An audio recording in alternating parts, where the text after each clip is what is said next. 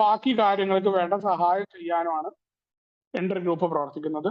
District കമ്മിറ്റിയാണ് ഇപ്പൊ നമ്മുടെ പബ്ലിക് ഇൻഫർമേഷൻ വർക്കുകൾ ഒക്കെ ആയിട്ട് ചെയ്യുന്നത്. ഏരിയ കമ്മിറ്റി അടിസ്ഥാനത്തിലൊക്കെ നമ്മൾ PA പ്രവർത്തനങ്ങൾ ചെയ്യുന്നുണ്ട്. പല മാറ്റങ്ങളും അതാത് GSO നടത്തുന്നുണ്ട്. പലപ്പോഴും നമ്മൾ വിചാരിച്ച പോലെ ആൽക്കഹോളിക്സ് അനോണിമസിന്റെ ഏറ്റവും മുകളിൽ ഗ്രൂപ്പാണ്. GSOക്ക് ഒരു കാര്യത്തിലും പലരും വിചാരിക്കും GSOക്ക് പല പ്രശ്നങ്ങളിലും പലരും GSOക്ക് മെയിൽ പോലും GSOക്ക് ഒന്നും ചെയ്യാൻ പറ്റില്ല. GSOക്ക് ഇങ്ങനെ ഒരു സംഭവം വന്നിട്ടുണ്ട് എന്ന് അവിടെ രേഖപ്പെടുത്തി വെക്കാൻ പറ്റും. ഇപ്പൊ നമ്മുടെ ഏതൊരു കൺവെൻഷൻ നടന്നാലും ഫോട്ടോസ് അയച്ചു കൊടുക്കുന്നുണ്ട്, അതെല്ലാം സൂക്ഷിച്ചു വെക്കും GSO. അതാണ് GSOയുടെ പണി. അല്ലാണ്ട് GSO മെയിൽ കമ്മിറ്റി അല്ല. നമ്മൾ ഈ വളർന്നു വന്ന സംഘടന രീതി വെച്ച് ആൽക്കഹോളിക്സ് അനോണിമസിനെ നമ്മൾ താരതമ്യം ചെയ്യും.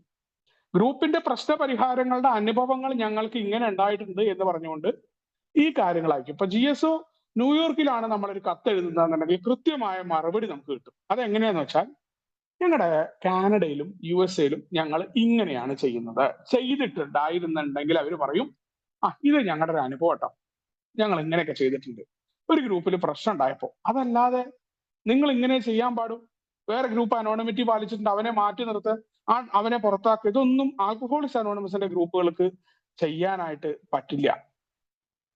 മറുപടി കൊടുക്കും. കത്തുകൾ എഴുതുമ്പോൾ ഇന്ന സ്ഥലത്ത് ഗ്രൂപ്പ് ഉണ്ട്, ഇത് ജനറൽ സർവീസ് ഓഫീസിന്റെ പ്രവർത്തനമാണ്. പിന്നെ പൊതുവായിട്ട് ജനറൽ സർവീസ് ഓഫീസിന്റെ ഒരു പ്രവർത്തനം അമേരിക്കയും കാനഡയും ആസ്പദമാക്കിയിട്ട് ഇപ്പൊ ഞങ്ങളൊക്കെ അതിന്റെ അണ്ടറിൽ വരുന്നതാണ്, മെർക്കൊക്കെ. അപ്പോ അവിടെ നിന്ന് നമുക്ക് ഗ്രൂപ്പ് രജിസ്റ്റർ ചെയ്ത് കഴിഞ്ഞാൽ അതിന് വേണ്ട സൗജന്യ പുസ്തകങ്ങളും ഹാൻഡ് ബുക്കും ഒക്കെ ജനറൽ സർവീസ് ഓഫീസിൽ നിന്ന് കിട്ടാറുണ്ട്. ഇനി മറ്റ് കോൺഫറൻസ് കമ്മിറ്റികളുടെ പ്രവർത്തനങ്ങളെ ഏകോപിക്കും. 12-ാം പടി പ്രവർത്തനം, ഇതാണ് പ്രധാന പരിപാടി നമ്മുടെ. അതിനു വേണ്ടിയിട്ടുള്ള ഡയറക്ടറി ഇറക്കും.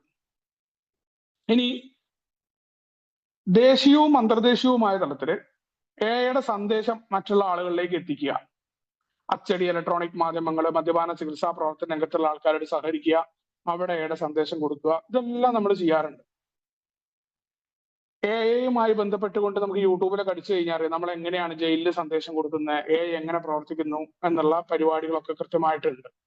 അത് യൂട്യൂബ് അടക്കമുള്ള മാധ്യമങ്ങളുടെ നവമാധ്യമങ്ങളിൽ ആൽക്കഹോളിക്സ് അനോണിമസിനെ കൃത്യമായ രീതിയിൽ അടയാളപ്പെടുത്തുന്ന പ്രവർത്തനങ്ങളും ജനറൽ സർവീസ് ഓഫീസിൽ നിന്ന് ചെയ്യാറുണ്ട്.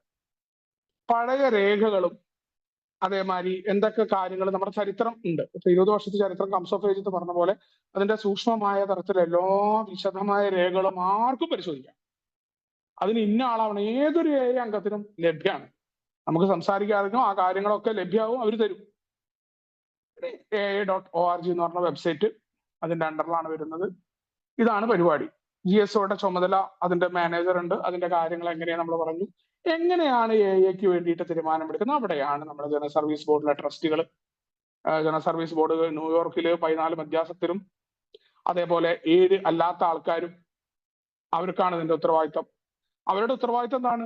കളക്റ്റീവായ ഗ്രൂപ്പ് കോൺഷ്യസിന്റെ തീരുമാനങ്ങൾ നടപ്പിലാക്കുക, ഡെലിഗേറ്റ്സുകളുടെ റിപ്പോർട്ട്സും കാര്യങ്ങളും നടത്തുക, ഇതാണ് ഇതിന്റെ പരിപാടി.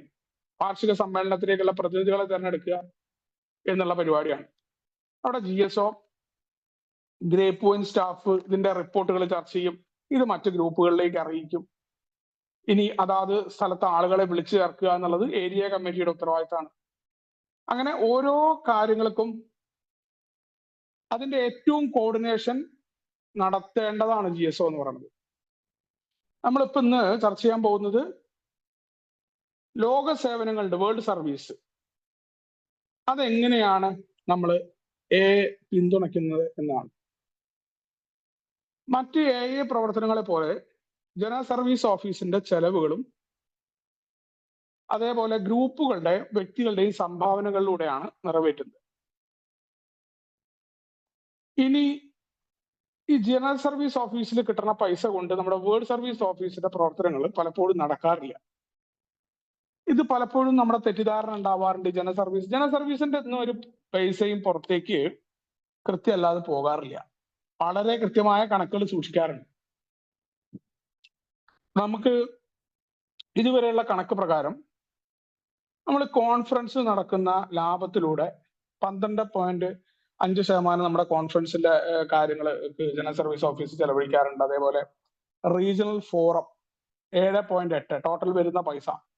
ഇനി പഴയ രേഖകൾ നമ്മൾ നേരത്തെ പറഞ്ഞ ഓരോ ഭാഗത്തും ഉണ്ടാവുന്ന റിപ്പോർട്ടുകൾ ഗ്രൂപ്പുകളുടെ GSRൽ നിന്ന് എത്തി അത് ഏരിയ കമ്മിറ്റികളിൽ എത്തി ഡെലിഗേറ്റുകളിലൂടെ അതിലൂടെ സംരക്ഷിക്കപ്പെടുന്ന സാധനങ്ങൾ സൂക്ഷിച്ചു വെക്കാനായിട്ട് നമുക്ക് 10.3% പൈസ അതിലേക്ക് പോകുന്നുണ്ട്. ഇനി ട്രസ്റ്റിമാരുടെയും ഡയറക്ടർമാരുടെയും ചെലവുകൾക്കായിട്ട് 6.6%. ഗ്രൂപ്പിന്റെ സർവീസ് സന്ദേശം കൊടുക്കുക എന്നുള്ളത് 37.8% പൈസ അതിലേക്ക് ചെലവഴിക്കുന്നുണ്ട്. ഇനി ഈ കിട്ടുന്ന പൈസയിൽ നിന്ന് 4.2 പബ്ലിക് ഇൻഫർമേഷൻ പ്രവർത്തനം, മറ്റ് ഇൻസ്റ്റിറ്റ്യൂഷൻ പ്രവർത്തനങ്ങൾക്ക് 5.4, പിന്നെ നമ്മൾ ചികിത്സ എന്ന് പറഞ്ഞിട്ട് 1.9% ബഡ്ജറ്റ് ഇരുത്താറുണ്ട്. നിക്ഷേപങ്ങൾ ചെയ്യാറുണ്ട് 3.9%. വിദേശത്തുള്ള ആളുകൾ ഒറ്റപ്പെട്ട ആൾക്കാർക്കും വേണ്ടിയിട്ട് 9.6%. ഇത് കൃത്യമായ രീതിയിൽ ഈ കണക്കുകൾ നമുക്ക് ലഭ്യമാണ്. ഇതാണ് പൊതുവെ നമ്മൾ പണം ചെലവഴിക്കുന്ന ഒരു രീതി പറഞ്ഞിട്ടുള്ളത്. നമ്മൾ ഓരോ ഗ്രൂപ്പിനും ജനറൽ സർവീസ് ഓഫീസിനെ സഹായിക്കാനായിട്ട് എങ്ങനെ പറ്റും? കാരണം ഗ്രൂപ്പിന്റെ പ്രവർത്തനം നടത്താനാണ് ജനറൽ സർവീസ് ഓഫീസ് എന്ന് പറഞ്ഞു. ജനറൽ സർവീസ് ഓഫീസ് എന്ത് ചെയ്യുന്നു എന്നതിന്റെ അന്തിമ ഉത്തരവാദിത്വവും നേട്ടങ്ങളും ഗ്രൂപ്പിനെ ആശ്രയിച്ചിരിക്കുന്നു. അപ്പോ നമ്മുടെ നാട്ടിലെ GSOയുടെ തീരുമാനം എന്റെ ഗ്രൂപ്പിൽ അറിഞ്ഞിട്ടില്ല എന്നുണ്ടെങ്കിൽ അത് എന്റെ ഗ്രൂപ്പിന്റെ മിടുക്കുകേടാണ്, കുഴപ്പം എന്റേതാണ്. ഗ്രൂപ്പ് നന്നായി പ്രവർത്തിച്ചാൽ ഗ്രൂപ്പിൽ അറിയാതെ ഒരു കാര്യവും നടക്കില്ല. അല്ലാണ്ട് ജനറൽ സർവീസ് കോൺഫറൻസിൽ ഇങ്ങനെ തീരുമാനം എടുത്തിട്ടുണ്ട് എന്ന് പറയേണ്ട ഒരവസ്ഥ വരില്ല. അപ്പൊ ഗ്രൂപ്പിന്റെ പ്രവർത്തനത്തിൽ എന്തോ ഒരു കുഴപ്പമുണ്ട് എന്നുണ്ട്. ഈ ഗ്രൂപ്പിന്റെ പ്രവർത്തനം നന്നായി കഴിഞ്ഞാൽ ഈ ഗ്രൂപ്പിന്റെ പ്രവർത്തനത്തിന് കൂടി വേണ്ടിയിട്ടാണ് ജനറൽ സർവീസ് ഓഫീസ് പ്രവർത്തിക്കുന്നത് എന്നുള്ളതാണ്. ഇപ്പൊ ഇന്ത്യയിൽ ജനറൽ സർവീസ് ഓഫീസ് നന്നായി പ്രവർത്തിക്കുന്നില്ല എന്നുണ്ടെങ്കിൽ എന്റെ ഗ്രൂപ്പിനും കൂടി അതിന് ഉത്തരവാദിത്തം ഉണ്ട് എന്നതാണ് ഇവിടെ പറയുന്നത്. ഇത് ഗ്രൂപ്പുകളെ ആശ്രയിച്ചിട്ടാണ് ഇരിക്കുന്നത്. നമ്മൾ വെറുതെ അങ്ങനെ കുറ്റപ്പെടുത്താൻ കാര്യമില്ല. കാരണം കുറ്റപ്പെടുത്തൽ നമുക്ക് ഈസിയാണല്ലോ, പ്രവർത്തിക്കലാണ് ബുദ്ധിമുട്ട്. ഇന്നും ഭാവിയിലും പുതുമക്കാർക്ക് AI ലഭ്യമാകണമെന്ന് ഗ്രൂപ്പുകൾ ആഗ്രഹിക്കുന്നുണ്ടെങ്കിൽ, അങ്ങനെ നമ്മുടെ പഴമക്കാർ ആഗ്രഹിച്ചുകൊണ്ടാണ് നമ്മൾ സന്ദേശം കിട്ടിയിട്ട് AI വന്നത്. അങ്ങനെയാണെങ്കിൽ ജനറൽ സർവീസ് ഓഫീസിന്റെ പ്രവർത്തനത്തിൽ അവയുടെ പങ്കാളിത്തം ആവശ്യമാണ്. അപ്പൊ ഗ്രൂപ്പുകൾ ഈ പ്രവർത്തനങ്ങളിൽ ഏർപ്പെടണം. അല്ലാണ്ട് എന്റെ ഗ്രൂപ്പ് എന്ന് പറഞ്ഞ് മാറി നിന്നുകൊണ്ട് ഗ്രൂപ്പുകൾക്ക് ഇൻഡിവിജ്വാലിറ്റി ഉണ്ട് എന്ന് പറഞ്ഞുകൊണ്ട് മറ്റ് സഹകരിക്കാതിരിക്കേണ്ട ഗ്രൂപ്പുമായിട്ടും ഡിസ്ട്രിക്ട് കമ്മിറ്റികളുമായിട്ട് സഹകരിക്കാതെ പ്രവർത്തിക്കുന്നതിലൊന്നും അർത്ഥമില്ല. ഇതെല്ലാം ഈ ഗ്രൂപ്പിന് വേണ്ടിയിട്ടാണെന്ന് അറിയണം. നമ്മൾ കുടിക്കുന്ന കാലത്ത് ഉണ്ടായിരുന്നു മറ്റുള്ളവരെ കണ്ടുകൂടായ്മയും മറ്റുള്ളവരുമായിട്ട് യോജിച്ച് പ്രവർത്തിക്കായ്മയും ഒക്കെ നമുക്കുണ്ട്. പക്ഷെ ഇപ്പൊ നമ്മൾ കുടി നിർത്തിയിരിക്കുകയാണ്. മാത്രമല്ല നമ്മുടെ പഴമക്കാരായ മനുഷ്യർ ഇങ്ങനെ സന്ദേശം ഞങ്ങൾക്ക് മാത്രം മതി, കുടിക്കാതിരുന്നാ പോരാ എന്നാണ് നമ്മുടെ പഴമക്കാർ വിചാരിച്ചെങ്കിൽ ലഭ്യമാവില്ല. അത് ഇന്നും വേണം, ഭാവിയിലും പുതുമക്കാർക്ക് എത്തണം ആൽക്കഹോളിക്സ് അനോണിമസിന്റെ സന്ദേശം. അതിനാണ് ഗ്രൂപ്പ് പ്രവർത്തിക്കുന്നത്. അപ്പോൾ ജനറൽ സർവീസ് ഓഫീസിന്റെ പ്രവർത്തനങ്ങളിൽ ഇതിന്റെ പങ്കാളിത്തം ആവശ്യമാണ്. ഇനി നമ്മുടെ ഗ്രൂപ്പിന് എങ്ങനെയാ ജനറൽ സർവീസ് ഓഫീസിനെ സഹായിക്കാൻ പറ്റുക? അപ്പൊ ജനറൽ സർവീസ് ഓഫീസിൽ എന്താണ് സംഭവിക്കുന്നത് എന്ന് കൃത്യമായിട്ട് നമ്മൾ അറിഞ്ഞുകൊണ്ടിരിക്കണം. ആദ്യത്തെ പോയിന്റാണ്. എന്താണ് ജനറൽ സർവീസ് ഓഫീസിൽ നടന്നുകൊണ്ടിരിക്കുന്നത് എന്ന് എന്റെ ഗ്രൂപ്പിൽ അറിയണം. കാരണം എന്താ? അത് എന്റെ ഗ്രൂപ്പിനെ ബാധിക്കുന്ന കാര്യമാണ്. അല്ലാണ്ട് ജനറൽ സർവീസ് ഓഫീസിൽ ഇങ്ങനെ തീരുമാനം എടുത്തു എന്നല്ല. എന്റെ ഗ്രൂപ്പിന്റെ തീരുമാനങ്ങൾ അവിടെ അറിയിച്ചിട്ടുണ്ടോ, എന്തൊക്കെ കാര്യങ്ങൾ നടന്നു, ഇതിന്റെ കൃത്യമായിട്ടുള്ള പരിപാടിക്ക് നമ്മൾ പങ്കെടുക്കണം. ഓരോ കമ്മിറ്റികൾക്കും GSR പോയിരിക്കണം. GSR ഇവിടെ ഗ്രൂപ്പിൽ അറിയിച്ചിരിക്കണം. അത് ആരുടെ ഉത്തരവാദിത്തം? GSRനെ വെച്ചിട്ട് ആ ചോദ്യം ചെയ്യാൻ എനിക്ക് പറ്റില്ല. അതിലേക്ക് ഞാൻ കൂടി ആവണം.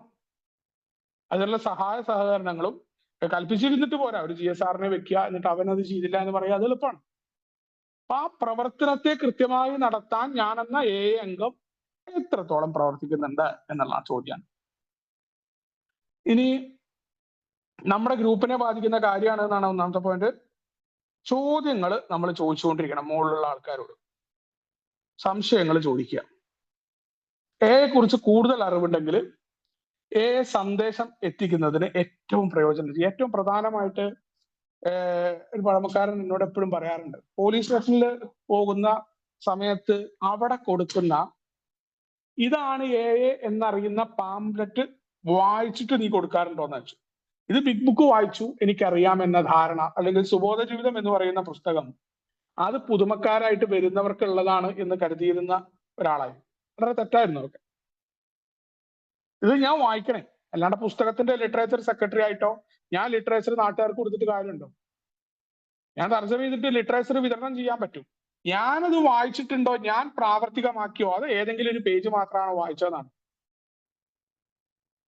ആൽക്കഹോളിക്സ് അനോണിമസിനെ കുറിച്ചുള്ള മുഴുവൻ അറിവുകൾ എന്തിനാ കംസ് ഓഫ് ഏജ് പഠിക്കുന്നതെന്നറിയോ? കംസ് ഓഫ് ഏജ് പഠിക്കുന്നത് പ്രവർത്തനങ്ങളിൽ ശക്തമായി നിൽക്കാനാ, മറ്റുള്ളവർ എന്തെങ്കിലും പറഞ്ഞു എന്ന് പറഞ്ഞിട്ട് പിൻവലിഞ്ഞു പോകാനല്ല. അതല്ലാണ്ട് എന്റെ ഗ്രൂപ്പിൽ ആള് വരാത്തത് എന്റെ തൻപോരിമ കാരണമായിട്ട് ഓൺലൈൻ മീറ്റിംഗിന്റെ അപര്യാപ്തതയാണ് എന്ന് കുറ്റം പറയാനല്ല. കംസ് ഓഫ് ഏജ് വായിച്ചാൽ അങ്ങനെ കുറ്റം പറയേണ്ടി വരില്ല.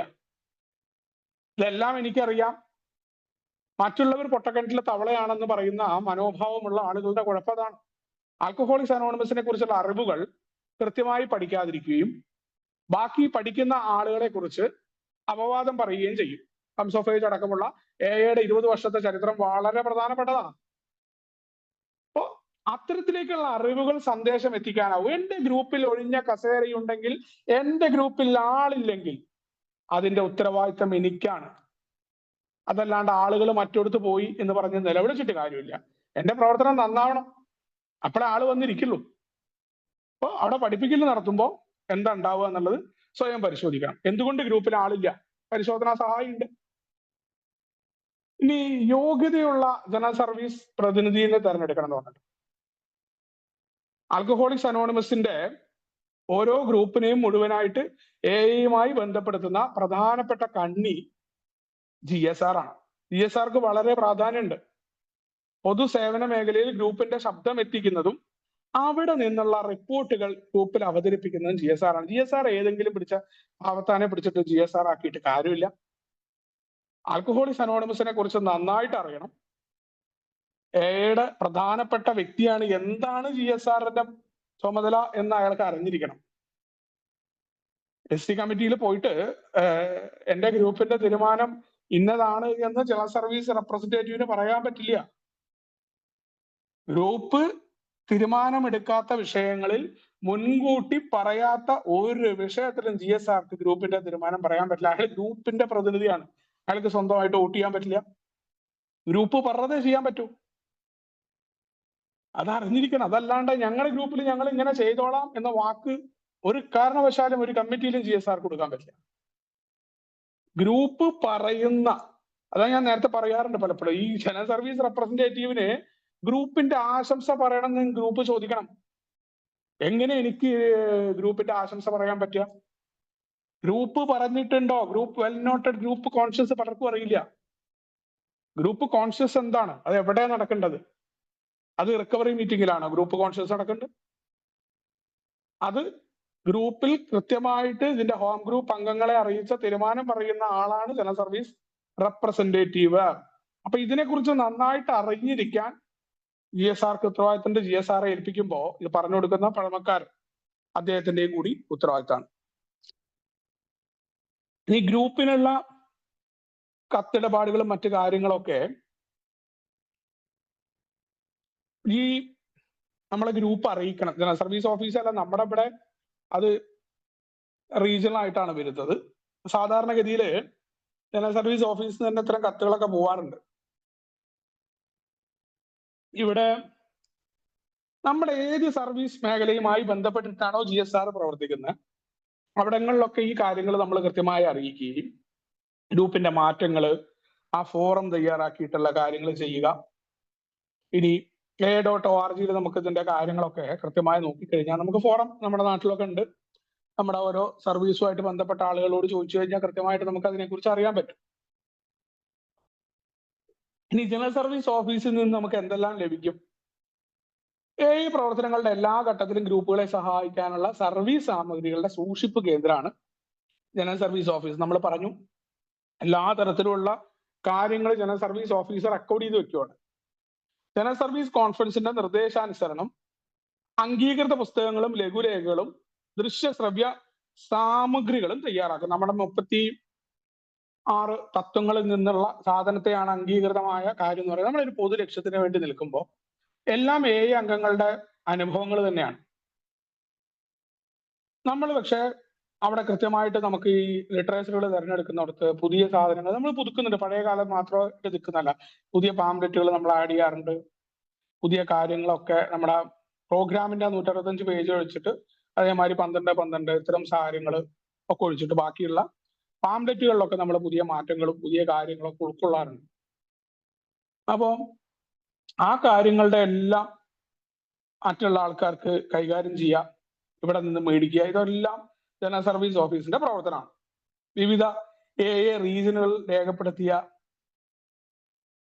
ചരിത്രം ഉണ്ടാക്കുക, ചരിത്രങ്ങൾ സൂക്ഷിക്കുക, ഇതെല്ലാം ജനറൽ സർവീസ് ഓഫീസ് ചെയ്യും. ഈ പ്രശാന്തതയുടെ പ്രാർത്ഥന എപ്പോഴാണ് ഉണ്ടായത്? എന്താണ് ഗ്രൂപ്പ്? കൂട്ടായ്മയുടെ ഘടന എന്താണ്? എങ്ങനെ നമ്മൾ ഷെയറിംഗ് മീറ്റിംഗ് ഉണ്ടാക്കുന്നത്? എന്താണ് സ്പോൺസർഷിപ്പിന്റെ പ്രാധാന്യം? ഈ പറയുന്ന വിഷയങ്ങൾക്കായിട്ട് ലേഖനങ്ങൾ തയ്യാറാക്കുന്നതും ഈ കാര്യങ്ങളുടെ പുതുക്കപ്പെടുന്ന ലഘുലേഖകൾ ഉണ്ടാക്കുക, ഇത് ജനറൽ സർവീസ് ഓഫീസിന്റെ ഉത്തരവാദിത്വത്തിൽപ്പെട്ടാണ്. നമ്മൾ ബില്ലിലും ബോബിലും അന്നത്തെ കാര്യങ്ങളിൽ മാത്രം നിന്നല്ല, അതിനുശേഷം തന്നെ നമ്മൾ ഇത്തരം മാറ്റങ്ങൾ ഉൾക്കൊണ്ടുകൊണ്ട് തന്നെ പുതിയ ലേഖനങ്ങളും പുതിയ കാര്യങ്ങളും പുതിയ നിർദ്ദേശങ്ങളൊക്കെ ജനറൽ സർവീസ് ഓഫീസ് ഇന്ന് ഉണ്ടാവാറുണ്ട്. അതെല്ലാം കളക്റ്റീവായിട്ടുള്ള ഓരോ ഗ്രൂപ്പുകളും ഓരോ അംഗങ്ങളുടെയും അനുഭവങ്ങളിൽ നിന്ന് തന്നെയാണ്. കാരണം നമ്മളെ സംബന്ധിച്ചിടത്തോളം അൾട്ടിമേറ്റ് ആയിട്ട് മാറ്റം വരാത്ത ഒന്നുമില്ല എന്ന് വിശ്വസിക്കുന്ന ആളുകൾ തന്നെയാണ്. എല്ലാ പുതിയ കാലത്തെയും ബില്ല് മരിക്കുന്നതിന് മുന്നേ തന്നെ വളരെ കൃത്യമായിട്ട് പുതിയ മാറ്റത്തെയും പുതിയ സാങ്കേതിക വിദ്യയും മാറ്റം ഉണ്ടാകുമ്പോഴും നമ്മൾ പാലിക്കേണ്ട ആത്മീയതയെ കുറിച്ച് ബില്ല് ഓർമ്മപ്പെടുത്തിയിട്ടുണ്ട് എന്നുള്ളതാണ്. നമുക്ക് അന്ന് ഉണ്ടായിരുന്ന ഏറ്റവും നല്ല മാർഗത്തിൽ നമ്മൾ ഈ സന്ദേശം കൊടുത്തു എന്നുള്ളതാണ്. അതാണ് ഇതിന്റെ പ്രാധാന്യം. ഈ സന്ദേശം എങ്ങനെ കൊടുക്കുന്നു എന്നുള്ളതിൽ മാത്രമാണ്. അതല്ലാതെ ഇത് കേൾക്കുന്ന ആളുകളുടെ സോബറിറ്റിയോ ഈ കേൾക്കുന്ന ആളുകളുടെ മറ്റു കാര്യങ്ങളോ ഇത് ആർക്കും ഉറപ്പുവരുത്താൻ പറ്റില്ല. അത് എവിടെയാണെങ്കിലും പറ്റില്ല. ഒരാൾ മദ്യപിക്കുന്നുണ്ടോ അല്ലെങ്കിൽ മദ്യപിക്കാതിരിക്കുന്നുണ്ടോ അത് വ്യക്തിപരമായ കാര്യമാണ്. ആൽക്കഹോളിക്സ് അനോണിമസ് മദ്യപാനത്തിൽ നിന്ന് പിന്താങ്ങണം, കുടിച്ചു വരുന്ന ആളോട് കുടിക്കരുത് എന്ന് പോലും പറയാറില്ല എന്ന് പറഞ്ഞിട്ട് അവനവന് വേണം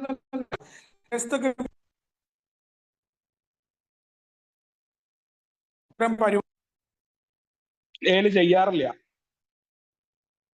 ഇനി ജനറൽ സർവീസ് ഓഫീസിന്റെ ഒരു പ്രധാന പ്രവർത്തനം വിദേശത്തൊക്കെ ബധിരരായിട്ടുള്ള ആളുകൾക്കുള്ള സന്ദേശം എത്തിക്കുക. നമ്മൾ വളരെ ക്രിയാത്മകമായിട്ട് കാര്യങ്ങളിലാണ് ആൽക്കഹോളിക്സ് അനോണിമസ് നിൽക്കാറുണ്ടായിരുന്നത്. നമ്മളെ സംബന്ധിച്ചിടത്തോളം മറ്റു മനുഷ്യർക്ക് എങ്ങനെ എത്താൻ പറ്റും എന്നുള്ള കാര്യങ്ങളാണ്. ഓരോ കാര്യങ്ങളിലും നമ്മൾ എപ്പോഴും പ്രവർത്തിച്ചുകൊണ്ടേയിരിക്കും. നമുക്ക് വേറെ കാര്യങ്ങൾക്ക് സമയമില്ല. കാരണം പ്രവർത്തിക്കുന്ന ആൾക്കാർക്ക് മറ്റു കാര്യങ്ങൾക്ക് സമയം ഉണ്ടാവില്ല. നമ്മൾ കൂടുതൽ പ്രവർത്തനങ്ങളാണ് എങ്ങനെ സന്ദേശം എത്തിക്കാൻ പറ്റുന്നതാണ്. നമ്മൾ ചർച്ചകളിലല്ല നിൽക്കുന്നത്. ബധിരരായ മധ്യാസക്തർക്ക് സന്ദേശം എത്തിക്കുക, ഇത്തരം കാര്യങ്ങളിലാണ് നമ്മുടെ പ്രവർത്തനം. പന്തനാപടി പ്രവർത്തനങ്ങൾ എല്ലാ മധ്യാസക്തർക്കും ആൽക്കഹോളിക്സ് അനോണിമസിനെ ലഭ്യമാക്കാൻ എന്താ ചെയ്യാം?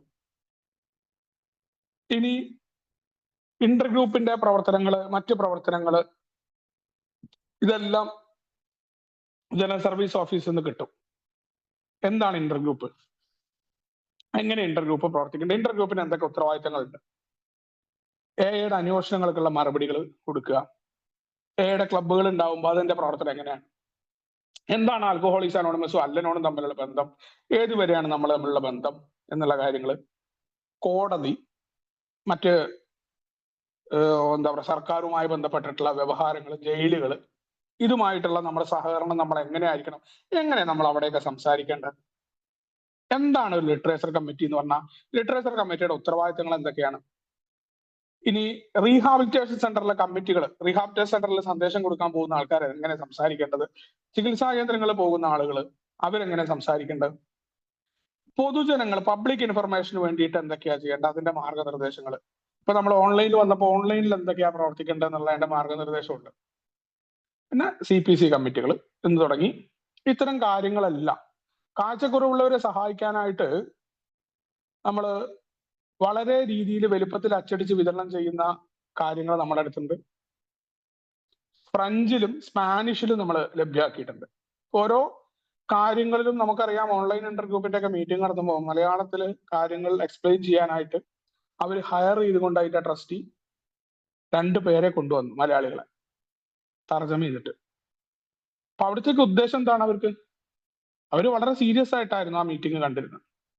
ആൽക്കഹോളിക്സ് അനോണിമസിന്റെ മീറ്റിങ്ങുകൾ ഏതൊക്കെ രീതിയിൽ മറ്റു മദ്യാസക്തർക്ക് സന്ദേശം എത്തിച്ചു കൊടുക്കുക എന്ന കാര്യത്തിന് അത്രയധികം പ്രാധാന്യം എടുത്തിരുന്നവർ. ഹയർ ചെയ്ത് മണിക്കൂറുകൾ എടുത്ത് കൃത്യമായ ഉത്തരവാദിത്വം കൊടുത്ത് 2 പേരെ കൊണ്ടുവരിക എന്ന് പറയുമ്പോൾ എന്താണ് അവരുടെ ഉദ്ദേശം? അവർക്ക് വേറൊന്നുമില്ല. അതൊക്കെയാണ് യഥാർത്ഥത്തിൽ ഒന്നും പ്രതീക്ഷിക്കാതെയുള്ള പ്രവർത്തനങ്ങളാണ്. അവർക്കിപ്പോ നമ്മുടെ ആൾക്കാരുടെ കയ്യിൽ കയ്യടി കിട്ടിയിട്ടോ അവരെ നമ്മൾ പലരും കാണുകയല്ലേ. ഈ ബെയ്ത്തിനെ നമ്മൾ പിന്നെ അവര് കാണില്ല. മലയാളത്തിൽ നിൽക്കുന്നവര്. ഇറാനിൽ മീറ്റിംഗ് നടന്നിട്ടുണ്ട്.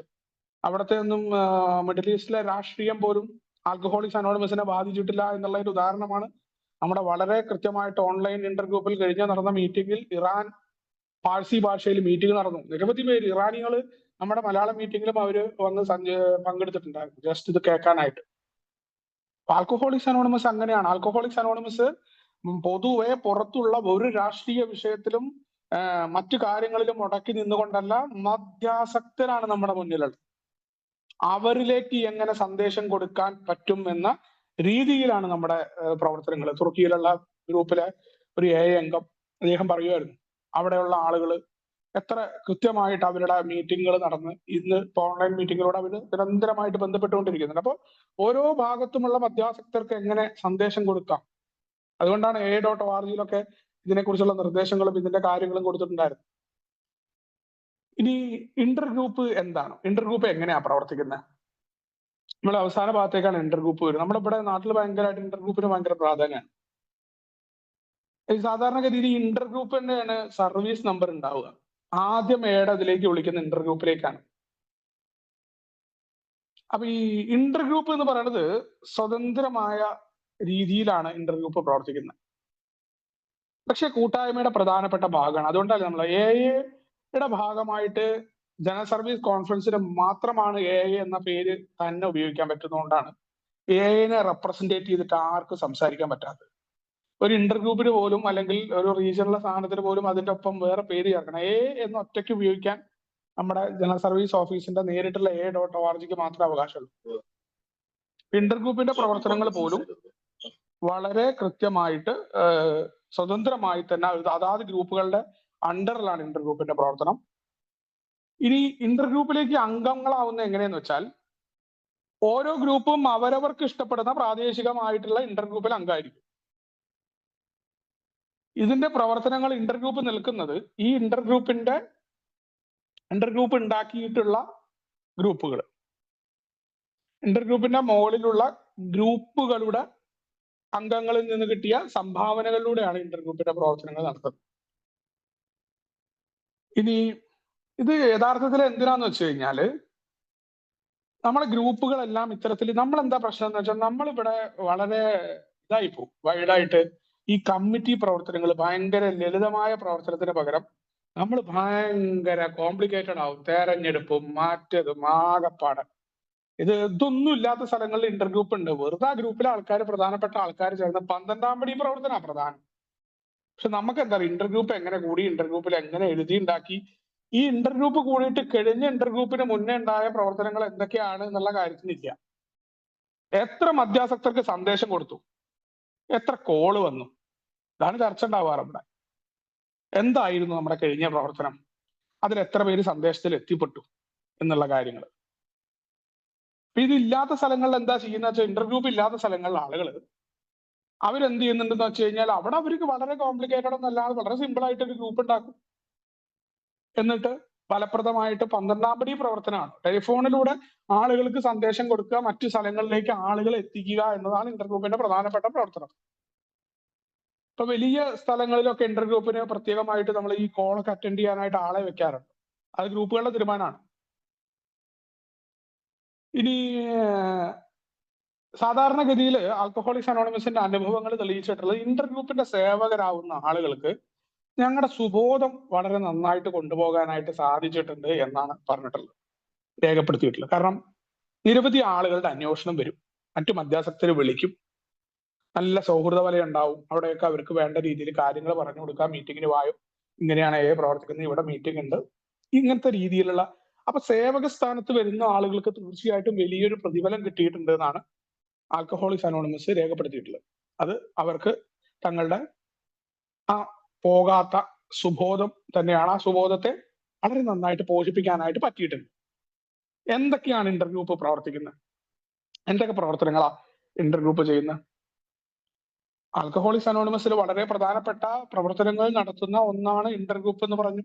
സ്വതന്ത്രമായിട്ടാണ് ഇന്റർഗ്രൂപ്പ് പ്രവർത്തിക്കുന്നതെന്ന് പറഞ്ഞു.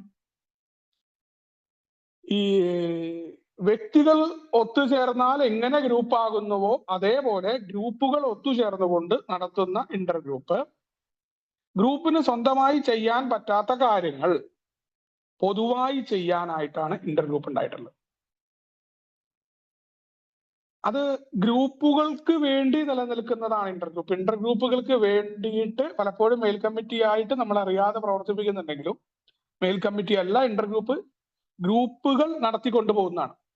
ഇന്റർഗ്രൂപ്പ് വേണമോ അതിന്റെ പ്രവർത്തനം എങ്ങനെ വേണം എന്ന തീരുമാനം എടുക്കേണ്ടതും എടുക്കുന്നതും ഗ്രൂപ്പുകളാണ്. അല്ലാണ്ട് ഇന്റർഗ്രൂപ്പ് അല്ല ഗ്രൂപ്പിനെ നടത്തിക്കൊണ്ടു പോകുന്നത് എന്നുള്ളത് നമ്മൾ ഓർക്കേണ്ട ഒരു കാര്യമാണ്. അതിലെന്താ പ്രവർത്തനം എന്ന് വെച്ചാൽ, ഇപ്പൊ നമ്മൾ ഒരു ചെറിയ വ്യത്യാസമുണ്ട്. ജനറൽ സർവീസ് ഓഫീസ് കാനഡയിലൊക്കെ പ്രവർത്തനങ്ങളെ സംബന്ധിച്ചിടത്തോളം നമ്മുടെ നാട്ടിലും ലിറ്ററേച്ചറുമായിട്ട് ബന്ധപ്പെട്ട പ്രവർത്തനങ്ങളാണ് ഇന്റർഗ്രൂപ്പിൽ ഉണ്ടാവാറുള്ളത്. അവിടെയൊക്കെ ഇവിടങ്ങളിലൊക്കെ പ്രവർത്തിക്കുന്ന ഇന്റർഗ്രൂപ്പ് എന്ന് പറയുന്നത് മദ്യപാനം മൂലം കഷ്ടപ്പെട്ടുകൊണ്ടിരിക്കുന്നവർക്ക് എയുടെ സന്ദേശം എത്തിച്ചു കൊടുക്കുക, അതിന് ഗ്രൂപ്പുകളെ സഹായിക്കുക എന്നാണ് ഇന്റർഗ്രൂപ്പിന്റെ ജോലി. ഇപ്പൊ നമ്മൾ ഇന്റർഗ്രൂപ്പ് പലപ്പോഴും ഉണ്ടാവാറുള്ളത് ഞങ്ങൾ എവിടെയൊക്കെ എന്ന് പറഞ്ഞു കഴിഞ്ഞാൽ ദുബായ്, ഒമാൻ, ഖത്തർ തുടങ്ങിയ മിഡിൽ ഈസ്റ്റ് ഘടകങ്ങളുടെ ഓരോ ഗ്രൂപ്പുകളും ചേർന്നിട്ട് മിർക്ക എന്ന് പറയുന്ന രീതിയിലാണ് നമ്മുടെ ഇന്റർഗ്രൂപ്പ് ഉള്ളത്.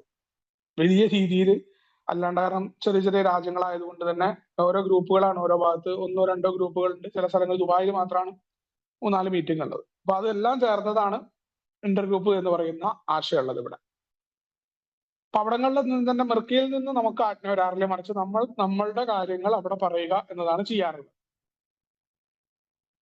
അപ്പൊ ഇതെല്ലാം പ്രവർത്തിക്കുന്നത് ആൽക്കഹോളിക്സ് അനോണിമസിന്റെ സന്ദേശം മറ്റുള്ളവർക്ക് എത്തിച്ചു കൊടുക്കുക എന്നതാണ്. ഗ്രൂപ്പുകളെ അതിനുവേണ്ടി സഹായിക്കുക എന്നതാണ് ഇന്റർഗ്രൂപ്പിന്റെ ഉദ്ദേശം. ഓരോ സ്ഥലത്തും വ്യത്യസ്തമാണെങ്കിലും പൊതുവായിട്ട് ഇന്റർഗ്രൂപ്പിന്റെ ഉദ്ദേശത്തെ കുറിച്ച് ഇങ്ങനെയാണ് പറഞ്ഞിട്ടുള്ളത്. ഇന്റർഗ്രൂപ്പിന്റെ ഒരു കമ്മിറ്റിയുടെ ഫോൺ നമ്പർ ഉണ്ടെങ്കിൽ ഒന്നാമത്തെ കാര്യം, ഫോണിലൂടെ മദ്യാസക്തരുടെ അന്വേഷണം വരും. നമ്മുടെ പബ്ലിക് ഇൻഫർമേഷൻ നടത്തുന്നതും മേയുടെ സ്റ്റിക്കറൊക്കെ ഒട്ടിക്കുന്നതിന്റെ ഫലമായിട്ട് വരുന്ന സ്ഥലം എന്ന് പറയുന്നത്, നമ്മുടെ പബ്ലിക് ഇൻഫർമേഷൻ അളക്കാൻ പറ്റുന്നത് ഇന്റർഗ്രൂപ്പിന്റെ സർവീസ് മീറ്റിംഗ് നമ്മുടെ മൊബൈലിൽ നിന്നാണെന്ന് പറയാറുണ്ട്. പല സ്ഥലങ്ങളിലും അവര് അതിന്റെ സ്റ്റേറ്റ്മെന്റ്, അതേപോലെ എത്ര കോള് വന്നു എന്നുള്ള ലോഗോ ഒക്കെ സ്ഥിരീകരിക്കാറുണ്ട്. ചർച്ചകൾ നടത്തുമ്പോൾ എത്ര മദ്യാസക്തരുടെ സഹായ അഭ്യർത്ഥനകൾ വന്നു, ആ വന്ന ആളുകളെ മീറ്റിംഗിൽ എത്തിക്കാൻ സഹായിക്കുക, ഇത് ഇന്റർഗ്രൂപ്പിന്റെ ഏറ്റവും പ്രധാനപ്പെട്ട ഒരു ഉത്തരവാദിത്തമാണ്. ഇനി അമേരിക്കയിലൊക്കെ പ്രധാനമായിട്ട് സഹായങ്ങൾ അഭ്യർത്ഥിക്കാൻ പ്രാദേശിക ഫോൺ ഡയറക്ടറി ഉണ്ടാവും. അവിടെ എയുടെ നമ്പർ പ്രസിദ്ധീകരിക്കുക എന്നുള്ള പരിപാടിയുണ്ട്. വരുന്ന ആളുകളെ അതാത് സ്ഥലങ്ങളിലെ മീറ്റിങ്ങുകളിലേക്ക് എത്തിച്ചു കൊടുക്കുക. ഓരോ സ്ഥലത്ത് അനുയോജ്യമായ മീറ്റിങ്ങുകളിലേക്ക് പുതുമക്കാർക്ക് എത്തിച്ചു കൊടുക്കുക. പുതുമക്കാരുടെ എല്ലാ സഹായ അന്വേഷണങ്ങളോടും പ്രതികരിക്കുന്നത് ഉറപ്പാക്കുക, ഇത് ഇന്റർഗ്രൂപ്പിന്റെ ഉത്തരവാദിത്തമാണ്. ഓരോ സമയത്തും മാറ്റം ഉണ്ടാവുന്ന മീറ്റിങ്ങുകൾ പുതിയത് വരും, പഴയത് പോകും, പല രീതിയിലുള്ള മാറ്റം ഉണ്ടാവും. അത് ഇന്റർഗ്രൂപ്പിന്റെ അടുത്ത് ഉണ്ടാവണം. ആ മീറ്റിംഗ് ലിസ്റ്റ് വിതരണം ചെയ്യാം. ഇന്റർഗ്രൂപ്പിന്റെ അണ്ടറിൽ ഇപ്പൊ നടക്കുന്ന ഒരാഴ്ചത്തെ മീറ്റിംഗ് എവിടെയാണെന്ന് ഓരോ ഗ്രൂപ്പിലും ഉണ്ടായിരിക്കണം. ഇതിപ്പോ എന്നാ ഒരു പുതുമക്കാരൻ വരികയാണെങ്കിൽ അയാൾക്കൊരു ഷീറ്റ് കൊടുക്കാൻ നമ്മുടെ അടുത്ത് ഉണ്ടായിരുന്നു കഴിഞ്ഞാൽ ഏറ്റവും ബെസ്റ്റാണ്. അത് ഇന്റർഗ്രൂപ്പിന്റെ കൂടി ഉത്തരവാദിത്തമാണ്.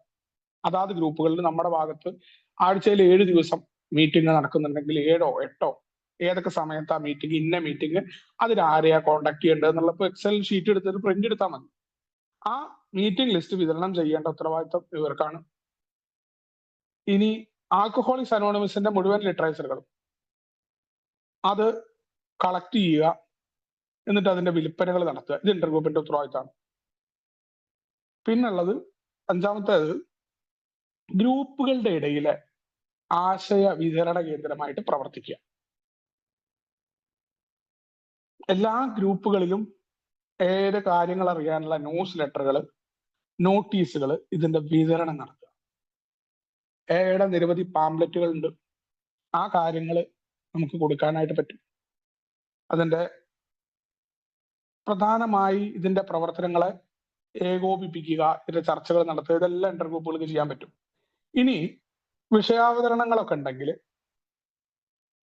ഓരോ സ്ഥലത്തും വരുന്ന വിഷയാവതരണത്തിന് വേണ്ടിയിട്ടുള്ള ആളുകളെ അങ്ങോട്ടും ഇങ്ങോട്ടും ഒക്കെ മാറ്റി കൊടുക്കാൻ ഇന്റർ ഗ്രൂപ്പിൽ അഭ്യർത്ഥിച്ച ഞങ്ങളുടെ ഭാഗത്ത് ഇന്നൊരു വിഷയത്തെ കുറിച്ച് പറയാനുണ്ട്, ഇന്ന ലഘുലേഖ ചർച്ച ചെയ്യണം, അതിനെ പറ്റി ആൾക്കാരുണ്ടെങ്കിൽ അപ്പൊ എന്താണ് ഇന്റർ ഗ്രൂപ്പിന്റെ പ്രവർത്തനം നല്ല രീതിയിൽ നടക്കും, ക്രിയാത്മകമാവും. നമുക്ക് സമയം ഉണ്ടാവില്ല. നമ്മൾ സമയം കൊടുക്കുമ്പോഴാണ് നമ്മൾ ആവശ്യമില്ലാത്ത ചർച്ചകളിലേക്ക് പോകും.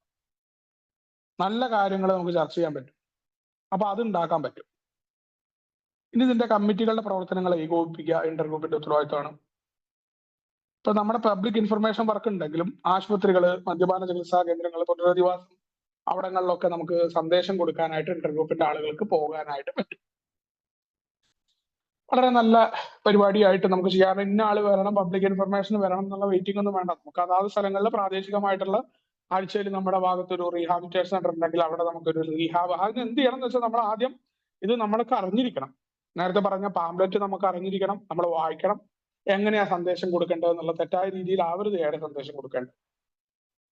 പിന്നെ പ്രാദേശിക പത്രങ്ങൾ ഉണ്ടെങ്കിൽ വൈകുന്നേരങ്ങളിൽ ഇറങ്ങുന്ന പത്രം, മറ്റു പത്രങ്ങൾ, പ്രാദേശികമായിട്ടുള്ള പത്രങ്ങൾ ഉണ്ടാവും, അതിൽ നമ്മളുടെ നമ്പർ കൊടുക്കാൻ പറ്റും.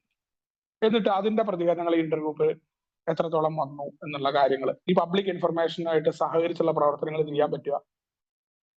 റേഡിയോ, TV പദ്ധതികൾ ആസൂത്രണം ചെയ്യുക. അതിനൊന്നും നമ്മൾ ഈഗോ വെക്കാതെ മറ്റാൾക്കാരെ, ഡിസ്ട്രിക്ട് കമ്മിറ്റിയുടെ ആളുകളെയൊക്കെ കോർഡിനേറ്റ്. കാരണം ഇതൊക്കെ എന്തിനാന്ന് വെച്ചാൽ ആര് നടത്തിയെന്നല്ല, മധ്യാസക്തിയിൽ വരിക എന്നുള്ളതാണ് പ്രധാനം. അല്ല നമുക്ക് പേരെടുക്കുക, നമ്മുടെ കാലത്ത് നടത്തി, ഇതിലൊന്നും കാര്യമൊന്നുമില്ല യഥാർത്ഥത്തിൽ. നമ്മൾ അഭിമാനബോധത്തെ തന്നെ ത്യജിക്കാൻ തയ്യാറായിട്ടുള്ളവർ. അങ്ങനെ ആവുമ്പോൾ നമുക്ക് ഈ അധികാരത്തോട് വലിയ ഭ്രമം ഇല്ലാണ്ടാവും. അധികാരങ്ങൾ കൈമാറും, അധികാരത്തിൽ നിൽക്കുന്നവരെ നമ്മൾ സഹായിക്കും. ഉദ്ദേശം പ്രാഥമിക ഉദ്ദേശം ആയിരിക്കണം, അതാണ് പ്രധാനം. ഇനി നമ്മുടെ ഡിസ്ട്രിക്ട് കമ്മിറ്റികൾ, ഏരിയ കമ്മിറ്റികൾ, ഇവരുമായിട്ടുള്ള സഹകരണങ്ങൾ. പല സ്ഥലങ്ങളിലും ഏരിയ പ്രതിനിധികളെ തെരഞ്ഞെടുക്കാനായിട്ട് ഇന്റർ ഗ്രൂപ്പുകൾ പ്രവർത്തിക്കാറുണ്ട്. പുറത്ത് നമ്മുടെ ഇന്ത്യയിലെ സ്ഥിതി വ്യത്യസ്തമാണ്. ഇന്റർ ഗ്രൂപ്പ് മീറ്റിംഗിൽ ഏരിയ കമ്മിറ്റികളുടെ സ്വാധീനവും ഏരിയയിലെ അംഗങ്ങൾ വരുന്നുണ്ടെങ്കിൽ അവരെയൊക്കെ സ്വാഗതം ചെയ്യാറുണ്ട്. വോട്ട് ഈ രീതിയിൽ മാത്രമാണ് ഉണ്ടാവാറ്. ഓരോ ഗ്രൂപ്പിൽ നിന്നുള്ള ഒരു അംഗത്തിനാണ് വോട്ട് ചെയ്യാൻ പറ്റുക. അംഗമാകാതെ സമൂഹത്തിലെ ഇതര സംഘടനകളുമായിട്ടുള്ള ബന്ധം, അതേപോലെ സഹകരണം, മദ്യാസക്തിയുടെ മേഖലയിൽ പ്രവർത്തിക്കുന്ന ആളുകളെ, വിമുക്തി അടക്കമുള്ള ആളുകളായിട്ടൊക്കെ നമുക്ക് ബന്ധപ്പെടാം.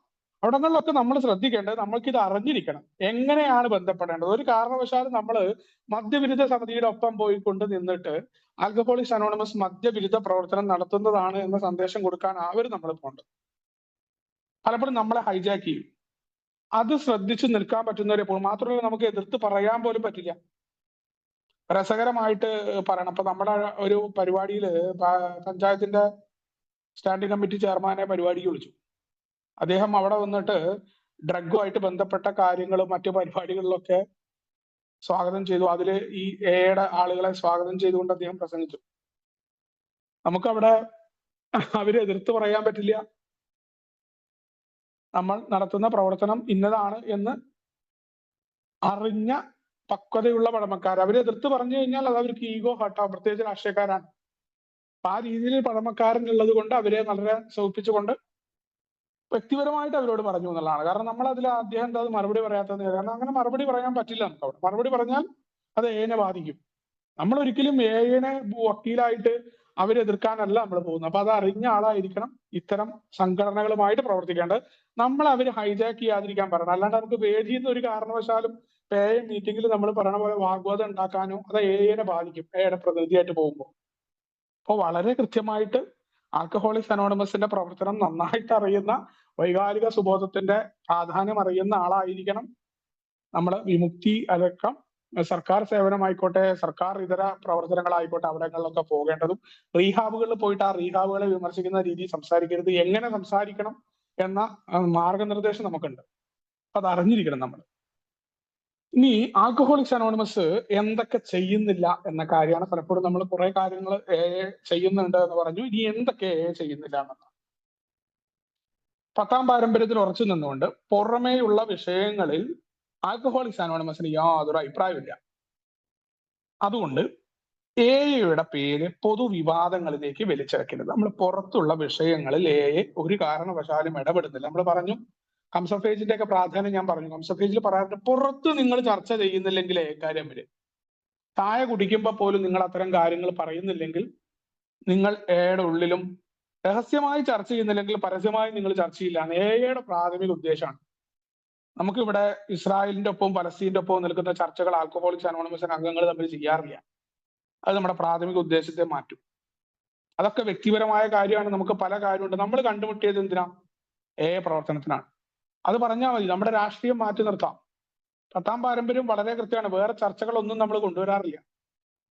മദ്യാസക്തിയുടെ രോഗം, ഇൽനസ്, അതിന്റെ വിവിധ വിഷയങ്ങൾ, ഇതൊക്കെ ചർച്ച ചെയ്താലുള്ള കുഴപ്പം ഇവിടങ്ങളിലൊക്കെ വേറെ കാര്യങ്ങൾ വരും. ഓരോരുത്തർക്ക് അഭിപ്രായങ്ങൾ ഉണ്ടാവും. ഓരോരുത്തർ അവരുടെ അഭിപ്രായങ്ങൾ പറയുകയും അതിൽ വൈകാരികമായിട്ട് തള്ളി നിൽക്കുന്നവരുടെ ഈഗോ ഹർട്ടായി കഴിഞ്ഞാൽ താൻ പറഞ്ഞ അഭിപ്രായം വിജയിക്കണം എന്ന് തന്നെയാണ് ഓരോ മനുഷ്യന്റെ ആഗ്രഹം. പ്രാഥമിക ഉദ്ദേശത്തിൽ നിന്ന് മാറുന്നതുകൊണ്ടാണ് പത്താം പാരമ്പര്യം വളരെ പ്രാധാന്യമുള്ളതായിട്ട് ആൽക്കഹോളിക്സ് അനോണിമസ് വെച്ചിട്ടുള്ളത്. അതില് ഈ പത്താം പാരമ്പര്യത്തിന്റെ അടിസ്ഥാനത്തിലാണ് എന്തൊക്കെ ചെയ്യുന്നില്ല എന്നത് നമ്മൾ പ്രധാനമായിട്ട് നമ്മൾ എടുക്കാറുണ്ട്. ഒന്നാമത്തെ കാര്യം, നമ്മൾ അംഗങ്ങളെ തെരഞ്ഞെടുക്കുകയോ മോചിതരാകാൻ മദ്യാസക്തരെ പ്രേരിപ്പിക്കുകയോ ചെയ്യുന്നില്ല. നമ്മളിങ്ങനെ അംഗങ്ങൾ വഴി കൂടെ പോകുന്നവരെ, ബാറിലുള്ള ആൾക്കാരെയൊക്കെ 12ാം പടി പ്രവർത്തനം എന്ന് പറഞ്ഞിട്ട് വഴി കൂടെ പോകുന്നവരെ വിളിച്ചു കയറ്റുന്ന പരിപാടിയൊന്നുമില്ല. അല്ലെങ്കിൽ കൂടി നിർത്തണമെന്ന് നിർബന്ധപൂർവ്വം പറയുക, അടിച്ചേൽപ്പിക്കുന്ന പരിപാടി ഇല്ല എന്ന് പറഞ്ഞ പോലെ ഏയുടെ സന്ദേശം നമുക്ക് ഇങ്ങനെ നമ്മൾ നിർബന്ധപൂർവ്വം ഒരാളോട് മദ്യത്തിനെതിരെ പറഞ്ഞാൽ നമ്മൾ പറയാറുണ്ട്. മദ്യത്തെ എതിർക്കുന്ന ഒരാൾ, അയാളിൽ നിന്ന് സന്ദേശം ആർക്കെങ്കിലും കേൾക്കാൻ പറ്റുമോ? നമ്മൾ മദ്യം നിർത്തി എന്ന് പറഞ്ഞിട്ട് വലിയ ഗുണാണ്ടറായിട്ട് നമ്മൾ സംസാരിച്ചു കഴിഞ്ഞാൽ ആരെങ്കിലും കേൾക്കും? ഏതെങ്കിലും കള്ളുകൂടി നമ്മൾ കുടിച്ചുകൊണ്ടിരിക്കുമ്പോൾ കേൾക്കും? പണിയൊക്കെ അവിടെ നിന്ന് പറയും നമ്മൾ. അതുകൊണ്ടാണ് അംഗസംഖ്യ വർദ്ധിപ്പിക്കുക എന്ന് പറഞ്ഞ പരിപാടി നമ്മൾ ചെയ്യാറില്ല. സുഖം പ്രാപിക്കുന്ന മദ്യാസക്തർ, അതുകൊണ്ടാണ് കുടിച്ചിരിക്കുന്ന ആളെ കയറ്റുക, അയാളോട് കുറെ വേദവാക്യം പറയുക. നമ്മൾ അങ്ങനത്തെ എനർജി ഒന്നും കളയില്ല. വളരെ പ്രധാനപ്പെട്ടാണ് നമ്മുടെ എനർജി. സമയത്തിന് നല്ല വില ഉണ്ട്. കുടിച്ചുകൊണ്ടിരിക്കുന്ന കാലത്ത് ചെയ്തതല്ല നമ്മൾ കുടിക്കാണ്ട് ചെയ്തത്. പലരും പറയും കുടിക്കാത്ത സമയത്ത് അവൻ എന്താ തിരക്കുന്നത്. കുടിക്കാത്ത സമയത്തല്ലേ ബോധമുള്ളത്. അപ്പൊ കൃത്യമായ സമയത്തിന് വില ഉണ്ടാവും. യഥാർത്ഥ പ്രോഗ്രാമിൽ നിൽക്കുന്ന ഒരാൾക്ക് സമയത്തെ കൃത്യമായി വിനിയോഗിക്കുന്നവനാണ് അയക്കാരൻ. അതുകൊണ്ട് തന്നെ സുഖം പ്രാപിക്കണമെന്ന് നിങ്ങൾക്ക് ആഗ്രഹമുണ്ടോ എന്നാ ചോദിക്കുന്നത്. മദ്യപാനം നിർത്തണമെന്ന ആഗ്രഹമുള്ളവരെ തന്നെ ഉള്ളൂ. അതല്ലാത്തവർ വന്നിട്ടുണ്ടാവും, രക്ഷപ്പെട്ടിട്ടുണ്ടാവും. പക്ഷെ ഒരു കാരണവശാലും അത്തരം പരിപാടികളൊന്നും ചെയ്യാറില്ല. പലരും ഇങ്ങനെ കേട്ട് പിന്നീട് വരും. അതൊക്കെ 100-ൽ 1 അത് പറഞ്ഞിട്ട് ആ 100 പേരുടെ സമയം നമ്മൾ വിലക്കെടുത്താറില്ല. വളരെ കൃത്യമായിട്ട് 12ാം പടി പ്രവർത്തനം പറയാറുണ്ട്. അതുകൊണ്ട് തന്നെയാണ് അംഗസംഖ്യ വർദ്ധിപ്പിക്കാനായി ആൽക്കഹോളിക്സ് അനോണിമസ് ആരെയും പ്രേരിപ്പിക്കാറില്ല. സുഖം പ്രാപിക്കാൻ ആഗ്രഹിക്കുന്ന ആളുകൾക്ക് തീർച്ചയായിട്ടും സ്വാഗതം. നിങ്ങൾക്ക് മദ്യപാനം പ്രശ്നമാണെങ്കിൽ വരാം, ഇത്രയേ ഉള്ളൂ. നിങ്ങൾക്ക് വേണോ നിങ്ങൾക്ക് വരാം, അന്ന് പറ്റുള്ളൂ. അതല്ലാതെ മറ്റവും കുടിക്കണ്ടോന്നോ എന്റെ വായുടെ ഉള്ളിൽ കയറി മണത്ത് വെക്കണ പരിപാടി ആൽക്കഹോളിക്സ് അനോണിമസ് ചെയ്യില്ല. അത് ഫിസിക്കൽ മീറ്റിംഗ് ആണെങ്കിലും ഓൺലൈൻ മീറ്റിംഗിലാണെങ്കിലും വേറെ എയുടെ പ്രവർത്തനം എങ്ങനെയാണ്. രണ്ടാമത്തേത്, അംഗങ്ങളെ കുറിച്ചുള്ള വിവരങ്ങളോ രോഗവിവരങ്ങളോ നമ്മൾ സൂക്ഷിക്കാറില്ല. ഓൻ കുറച്ച് ശരിയല്ലാത്തവനാണ്, അല്ലെങ്കിൽ ഓന്റെ രോഗം ഇങ്ങനെയാണ്. ഇതൊന്നും അടിസ്ഥാനത്തിൽ നമ്മൾ ചർച്ച ചെയ്യാറില്ല. മറ്റു ആളുകളുടെ രോഗം, അവന്റെ തലച്ചോറ് കേടുവന്നിട്ടുണ്ട്, ഇങ്ങനെയാണ്, ഇതൊന്നുള്ള ഒരു വിലയിരുത്തലും ജഡ്ജിയും നമ്മളില്ല. മാത്രമല്ല മറ്റവൻ കുടിക്കുന്നുണ്ടോ എന്ന് പോലും നമ്മൾ നോക്കാറില്ല. പലരും കുടിച്ചിട്ട് വരാം, അതൊക്കെ അവന്റെ കാര്യമാണ്. ബുദ്ധിമുട്ടുണ്ടാക്കുമ്പോൾ മാത്രം പോനെ മാറുന്നു, അതാണ്, അത്രേ ഉള്ളൂ. അതുകൊണ്ട് തന്നെ ആ കാര്യത്തിന് പോലും നമുക്ക് നിയന്ത്രണം ഇല്ല എന്ന് പറഞ്ഞിട്ടുണ്ട്. മൂന്നാമത്തേത്, നമ്മൾ ഒരാളെ നിരീക്ഷിക്കുകയോ തുടർച്ചയായിട്ട് അവരെ നിയന്ത്രിക്കുന്നില്ല. ഇപ്പൊ രാവിലെ ഇങ്ങനെ നടക്കുന്ന, അല്ലെങ്കിൽ ഇതാ ഓൺലൈൻ ഫിസിക്കൽ മീറ്റിംഗിൽ ഇറങ്ങിപ്പോയിട്ട് കുടിക്കാൻ കയറിയ ആൾക്കാർ പിന്നീട് വന്ന് ഷെയർ ചെയ്യാൻ ആ മീറ്റിംഗിൽ വരുമ്പോൾ കുടിച്ചിരിക്കില്ല. അപ്പൊ ഓൺലൈൻ മീറ്റിങ്ങിനെ കുറിച്ചുള്ള ഒരു അപവാദം കേട്ടത് കുടിച്ചുകൊണ്ട് ആൾക്കാർ കയറാറുണ്ട് എന്നാണ്. ഇതെന്താ, ഫിസിക്കൽ മീറ്റിംഗ് കഴിഞ്ഞാൽ ബാറ് പോകാൻ പറ്റില്ല? ഇപ്പൊ ഞങ്ങളുടെ അവിടുത്തെ മീറ്റിംഗ് നടക്കുന്നതിന്റെ നേരെ ഓപ്പോസിറ്റാ ബാറ്. ഇതൊന്നും വേണ്ട. വണ്ടിയിൽ കള്ള് സൂക്ഷിച്ച് മീറ്റിംഗ് കഴിഞ്ഞിട്ട് 2 അടിച്ച് വീട്ടിൽ പോകുന്ന ആൾക്കാരുണ്ട്. കുടിച്ച് മീറ്റിങ്ങിന് സ്പ്രേ അടിച്ച് വന്നിട്ട് ഞാൻ കുടിച്ചിട്ടില്ല എന്ന് പറയുന്ന മദ്യാസക്തരെ കണ്ടിട്ടുണ്ട്. എന്തെങ്കിലും ചെയ്യാൻ പറ്റും നമുക്ക്? ഈ പുറത്താക്കുകയാണെങ്കിൽ ഈ പറഞ്ഞ പാരമ്പര്യം അനുസരിച്ചായിരിക്കും നമ്മുടെ പ്രവർത്തനം. അതുകൊണ്ടാ പറഞ്ഞിട്ടുള്ളത്, നമ്മൾ ഒരു അംഗത്തെയും നിരീക്ഷിക്കുന്നില്ല, നമ്മൾ ആരെയും നിയന്ത്രിക്കുന്നില്ല. ആൽക്കഹോളിക്സ് അനോണിമസ് അത് എല്ലായിടത്തും അങ്ങനെയാണ്. അതിന് ഇന്ന സ്ഥലം എന്നൊന്നുമില്ല. നാലാമത്തേത്, മാനസികമോ ശാരീരികമോ ആയ രോഗനിർണയം നമ്മൾ നടത്തുന്നില്ല. നമ്മൾ മാനസിക രോഗത്തെക്കുറിച്ച് ഇപ്പൊ നമ്മൾ വ്യക്തിപരമായിട്ടൊക്കെ പലരും പറഞ്ഞിട്ടുണ്ടെങ്കിൽ ആൽക്കഹോളിക്സ് അനോണിമസിൽ നമുക്ക് മറ്റുള്ളവന്റെ സംശയ രോഗത്തെക്കുറിച്ചോ അവന്റെ തലച്ചോറ് കേടുവന്നോ, ഈവൻ ഇപ്പൊ നമ്മൾ സൈക്കോളജിക്ക് പഠിക്കുന്ന ആളുകൾ പറയുന്ന കുറെ ഘട്ടമുണ്ട്. ഇപ്പൊ നേരത്തെ നമ്മളിവിടെ ചർച്ച ചെയ്ത കിങ് ബേബി സിൻഡ്രം, അതേപോലെ നാർസിസം, ഇതൊക്കെ ഉള്ള ആളുകളുണ്ട്. ഇതൊന്നും ശരിക്കും അടിസ്ഥാനത്തിൽ വേറെ ആൾക്ക് ഉണ്ട് എന്ന് നമുക്ക് പറയാൻ പാടില്ല ആ രീതിയിൽ. കാരണം ആൽക്കഹോളിക്സ് അനോണിമസ് ആണ് ഇവിടെ. നമ്മളിവിടെ രോഗത്തെ നിർണ്ണയിക്കുന്ന ആളുകളല്ല മറ്റുള്ളവരുടെ. അതുകൊണ്ട് തന്നെ വേറെ ആളുകൾക്ക് മാനസികമായിട്ടോ അല്ലെങ്കിൽ അവന്റെ ശാരീരിക രോഗത്തിന്റെ മരുന്ന് പറഞ്ഞു കൊടുക്കുക, കൊളസ്ട്രോൾ ഉണ്ടെങ്കിൽ നീ ഇങ്ങനെ ചെയ്തോ എന്ന് പറയുക, അല്ലെങ്കിൽ നീ അങ്ങനെ ചെയ്തോ എന്ന് പറയുക, ഇന്ന മരുന്നുകളെ കുറിച്ച് തന്നെ നമ്മൾ സംസാരിക്കില്ല. അത് തന്നെ ഭയങ്കര അപകടമാവും. വേറെ ആളുടെ ശാരീരിക അവസ്ഥ അറിയാണ്ട് മരുന്ന് കഴിക്കണ്ട എന്ന് പറയുക, ഷുഗർ ഉണ്ടെങ്കിൽ നീ മറ്റേ പൊടി കലക്കി കുടിച്ചോ എന്ന് പറയുക, ഇതൊക്കെ പ്രശ്നങ്ങൾ ഉണ്ടാവും. നമുക്ക് അറിവില്ലാത്ത കാര്യങ്ങൾ നമ്മൾ പറയാറില്ല. അതൊക്കെ ഡോക്ടറെ കാണുക. അടിസ്ഥാനത്തിൽ നമ്മൾ ഇത്തരം കാര്യങ്ങളിലൊന്നും വിദഗ്ധരല്ലാത്തതുകൊണ്ട് നമ്മൾ ഉപദേശം കൊടുക്കാറില്ല. ഇത് ഏക്കാർ ചെയ്യാറില്ല. ഇനി ആശുപത്രി സൗകര്യമോ മരുന്നുകളോ നേരത്തെ പറഞ്ഞ മാനസിക ശാരീരിക ചികിത്സയൊന്നും നമ്മൾ കൊടുക്കാറില്ല. ഇവിടെ കൗൺസിലിംഗ് ഏക്കാർക്ക് കൊടുക്കാറില്ല. ഏക്കാരുടെ ഭാര്യമാർക്ക് പ്രത്യേകിച്ച് കൗൺസിലിംഗ് കൊടുക്കുന്ന പരിപാടി ഇതൊന്നും നമ്മുടെ അടുത്തില്ല. അത് അവരുടെ ആളുകളുമായിട്ടാണ് അവർ സംസാരിക്കുക, അല്ലനോണുമായിട്ട്. ഇനി ഒരാളെ ഹോസ്പിറ്റലിലേക്ക് എത്തിക്കുക, നമുക്ക് പറഞ്ഞു കൊടുക്കാൻ പറ്റും. ഒരു ഏക്കാരൻ എന്ന നിലയ്ക്ക് നമ്മൾ റീഹാബുകൾ സജസ്റ്റ് ചെയ്യുമ്പോൾ പോലും നമ്മൾ ശ്രദ്ധിക്കേണ്ട കാര്യം എന്ന് പറഞ്ഞാൽ, നമുക്ക് വേണ്ടപ്പെട്ട ആൾക്കാരോ നമ്മൾ സോബറായ സ്ഥലത്തുള്ള റീഹാബുകളോ പറയുന്നത് ശരിക്കും തെറ്റാണ്. നമുക്കത് പറയാനും മാത്രമല്ല, അത് കുഴപ്പങ്ങൾ ഉണ്ടാക്കിയിട്ടുണ്ട്. അവിടെ പോയിട്ടായാലും സോബറായ കുഴപ്പമില്ല, നമുക്ക് ഇതിന്റെ കാര്യത്തിൽ ഉറപ്പ് പറയാൻ പറ്റാത്ത രോഗമായതുകൊണ്ട് അയാൾ അവിടുന്ന് കുടിച്ചിട്ട് പൈസയും പോയി അയാൾ വീണ്ടും കുടിച്ചാൽ നമ്മുടെ മേത്തിക്കായിരിക്കുള്ള പഴി മുഴുവൻ. അതുകൊണ്ടാണ് വളരെ കൃത്യമായിട്ട് പറഞ്ഞത്. നമ്മളൊരാളെ സജസ്റ്റ് ഇതിങ്ങനെയാണ്, അതൊക്കെ അവരുടെ കാര്യമാണ്. അയാളെ ഹോസ്പിറ്റലിൽ കൊണ്ടുപോകണോ അല്ലെങ്കിൽ റീഹാബ് പോയാലേ പറ്റൂ, ചിലപ്പോൾ റീഹാബ് പോയാലേ പറ്റുമായിരിക്കും, അത് അവര് തീരുമാനിച്ചോട്ടെ. 12-ാം പടി പ്രവർത്തനം മേയുടെ മീറ്റിംഗ് ആണ്. മറ്റ് റീഹാബിൽ പോകേണ്ടവരുണ്ടായിരിക്കാം, അത് അവര് തീരുമാനിക്കണം, നമ്മളല്ല പറയേണ്ടത്. നമ്മൾ പറഞ്ഞിട്ട് എന്തെങ്കിലും ആയിക്കഴിഞ്ഞാൽ നമ്മൾ അതിന്റെ ഉത്തരവാദിത്വം കൂടി ഏറ്റെടുക്കേണ്ടത്. അതുകൊണ്ടാണ് പറഞ്ഞിട്ടുള്ള ആവശ്യമില്ലാത്ത പണിക്ക് നിൽക്കരുത് എന്നുള്ളത്. അവർക്ക് ഹോസ്പിറ്റലും റീഹാബുകളിലും പോകണോ അത് അവർക്ക് തീരുമാനിക്കുന്ന അടിസ്ഥാനത്തിൽ നമ്മളത് ചെയ്യുന്നില്ല. ഇനി നമ്മൾ പാർപ്പിടം, വസ്ത്രം, ഭക്ഷണം, ജോലി, പണം ഇതൊന്നുമില്ല. 6-ാമത്തെ ജോലി വേണ്ട ആൾക്കാർ അവർ ജോലി കണ്ടുപിടിച്ചോളണം. വ്യക്തിപരമായിട്ട് നിങ്ങൾ സഹായിക്കുകയോ, പല പഴമക്കാരും ഇങ്ങനെ തമിഴ്നാട്ടിലൊക്കെ ഉള്ള ആൾക്കാർ പറഞ്ഞു കേട്ടിട്ടുണ്ട്, അവർ പോകുമ്പോൾ ഒരു മല്ലി, ഒരു മുളക് പൊടി ഇങ്ങനെയൊക്കെ കൊണ്ടുപോയിട്ട് അരി ഇതൊക്കെ ആയിട്ട് മദ്യാസക്തന്റെ വീട്ടിൽ കൊണ്ടുവയ്ക്കാറുണ്ട് എന്ന് പറഞ്ഞാൽ അതൊക്കെ വ്യക്തിപരമാണ്. എന്താ വെച്ചാൽ വേറെ പൈസ കൊടുത്തവൻ കുടിക്കും. അപ്പൊ വീട്ടിലെ ഭാര്യ മക്കളും ഒന്നും കഴിക്കാത്തതുകൊണ്ട് അത് കൊടുക്കുന്ന ആളുകളെ കുറിച്ചൊക്കെ കേട്ടിട്ടുണ്ട് വ്യക്തിപരമായിട്ട്. അതൊക്കെ വ്യക്തിപരമാണ്. ആൽക്കഹോളിക്സ് അനോണിമസ് എന്ന രീതിയിൽ നമ്മൾ ഇതൊന്നും ചെയ്യുന്നില്ല. അതൊക്കെ അവരോര് വേണ്ട പണം കൊടുക്കുക. പണമായിട്ടുള്ള എല്ലാ ഇടപാടുകളും മദ്യാസക്തരെ തമ്മിൽ പരിചയപ്പെട്ടിട്ടുണ്ടോ? നമ്മുടെ ബന്ധങ്ങൾ മുഴുവൻ നമ്മൾ നോക്കിയാൽ മതി. പുറത്തും ഇവിടെയൊക്കെ വഷളായി. ഈ മേടിക്കുമ്പോൾ ഉണ്ടാവുന്ന പ്രശ്നമല്ല പിന്നീട് ഉണ്ടാവും. പല പ്രശ്നങ്ങളും പണത്തിന്റെ മുകളിലാണ് ഉണ്ടായിട്ടുള്ളത്. ഇപ്പൊ നമ്മൾ കേട്ടുകൊണ്ടിരിക്കുന്ന പ്രശ്നങ്ങളും എല്ലാം മനുഷ്യരാണെന്ന് മനസ്സിലാക്കുക. കള്ളുടിയന്മാരാണ്. പല സ്വഭാവമുള്ളവരുണ്ടാവും. ഇവിടെ പറയണ തത്വങ്ങളൊക്കെ ഗംഭീരായിരിക്കും, പക്ഷെ ആളുകളൊന്നും ഈ വിചാരിച്ച പോലെ ഒന്നല്ല. വീട്ടിൽ കയറ്റാൻ പറ്റാത്തവർ വരണ്ട് ഇവിടെ. 3-ാമത്തെ പാരമ്പര്യം അനുസരിച്ച് നേരത്തെ പറഞ്ഞ രീതിയിലുള്ള ആളുകളാണ്. അതിലിപ്പോ നമ്മൾ നേരത്തെ പറഞ്ഞ ഇതൊന്നും ഇവിടെ രോഗനിർണയം നടത്തുന്നില്ല എന്ന് പറഞ്ഞാലും ആസ് എ ഹ്യൂമൻ എന്ന നിലയിൽ നമുക്ക് ബോധ്യം ഉണ്ടായിരിക്കണം. നമ്മൾ പറയാറുണ്ട് മറ്റുള്ളവരുടെ തെറ്റുകൾ നമുക്ക് നോക്കാൻ പറ്റില്ല എന്നതിനർത്ഥം ലോകത്തിലുള്ള മറ്റുള്ള എല്ലാവരും മഹാമാന്യന്മാരാണെന്നല്ല. അവരെ നിർത്തേണ്ടടുത്ത് നിർത്താൻ നമുക്ക് അറിയണം, അല്ലാണ്ട് നമ്മൾ പിന്നെ കരഞ്ഞിട്ട് കാര്യമില്ല. അതുകൊണ്ട് തന്നെയാണ് ആൽക്കഹോളിക്സ് അനോണിമസ് 10-ാം പാരമ്പര്യത്തിൽ നിന്നുകൊണ്ട് ഇത്തരം പരിപാടികളൊന്നും നമ്മൾ കൊടുക്കുന്നില്ല. ജോലിക്കുള്ള നിർദ്ദേശം കൊടുക്കുക, പണം കൊടുത്ത് സഹായിക്കുക, ഈ പരിപാടിയൊക്കെ കൊടുത്തിട്ടുണ്ടെങ്കിൽ അത് നിങ്ങൾ വ്യക്തിപരമാണ്, നിങ്ങൾ പറയരുത് ഞാൻ അവനെ സഹായിച്ചു എന്നുള്ളത്. 7-ാമത്തേത് ഒരാൾ പറ്റിച്ചു എന്ന് പറയുന്നത് നിങ്ങളുടെ കുഴപ്പമാണെന്ന് മനസ്സിലാക്കാൻ പറ്റും പ്രോഗ്രാം ചെയ്ത ആളുകൾ.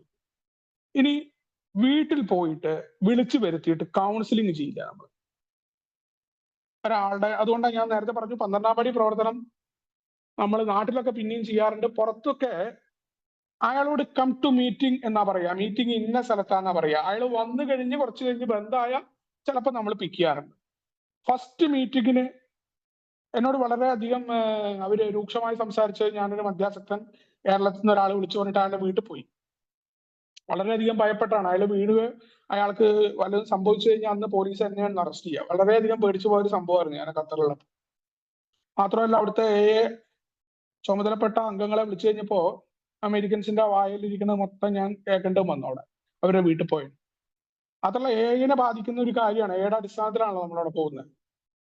അതുകൊണ്ട് തന്നെ നമ്മൾ മറ്റുള്ളവരുടെ വീട്ടിൽ പോവുക, അവർക്ക് കൗൺസിലിംഗ് കൊടുക്കുക, ഈ പരിപാടികൾ ആൽക്കഹോളിക്സ് അനോണിമസ് എന്ന നിലയിൽ നമ്മൾ ചെയ്യാറില്ല. പിന്നെ ഗവേഷണങ്ങളിൽ ഏർപ്പെടാറില്ല. മദ്യാസക്തരുടെ ഡീറ്റെയിലുകൾ സംഭരിച്ചിട്ട് നമ്മൾ ചെയ്യാറില്ല. അതിനെ പ്രോത്സാഹിപ്പിക്കുകയും ചെയ്യാറില്ല. മറ്റുള്ളവരുടെ ഡീറ്റെയിൽ എടുത്തിട്ട് എന്നാ കുറെ ആൾക്കാരുടെ അനുഭവങ്ങൾ നമ്മൾ തരാം, നിങ്ങൾ പഠിച്ചോ എന്നൊക്കെ പറഞ്ഞ് പുറത്ത് പഠനങ്ങൾ ആസിൽട്ടനെ പോലുള്ള സ്ഥാപനങ്ങളൊക്കെ പഠനം നടത്താറുണ്ട്, രേഖകൾ പ്രസിദ്ധീകരിക്കാറുണ്ട്. മദ്യാസക്തരുടെ സ്വഭാവം, അഡിക്ഷൻ ആയിട്ടുള്ള മനുഷ്യരുടെ സ്വഭാവം, ഇതിനെക്കുറിച്ചൊക്കെ പഠിക്കുന്ന ആൾക്കാർ പുറത്തുണ്ട്. അടിസ്ഥാനത്തിൽ നമ്മൾ ഇതൊന്നും ചെയ്യാറില്ല. ഗ്രൂപ്പ് അടിസ്ഥാനത്തിൽ ഈ പ്രവർത്തനങ്ങൾ നമ്മൾ ചെയ്യാറില്ല.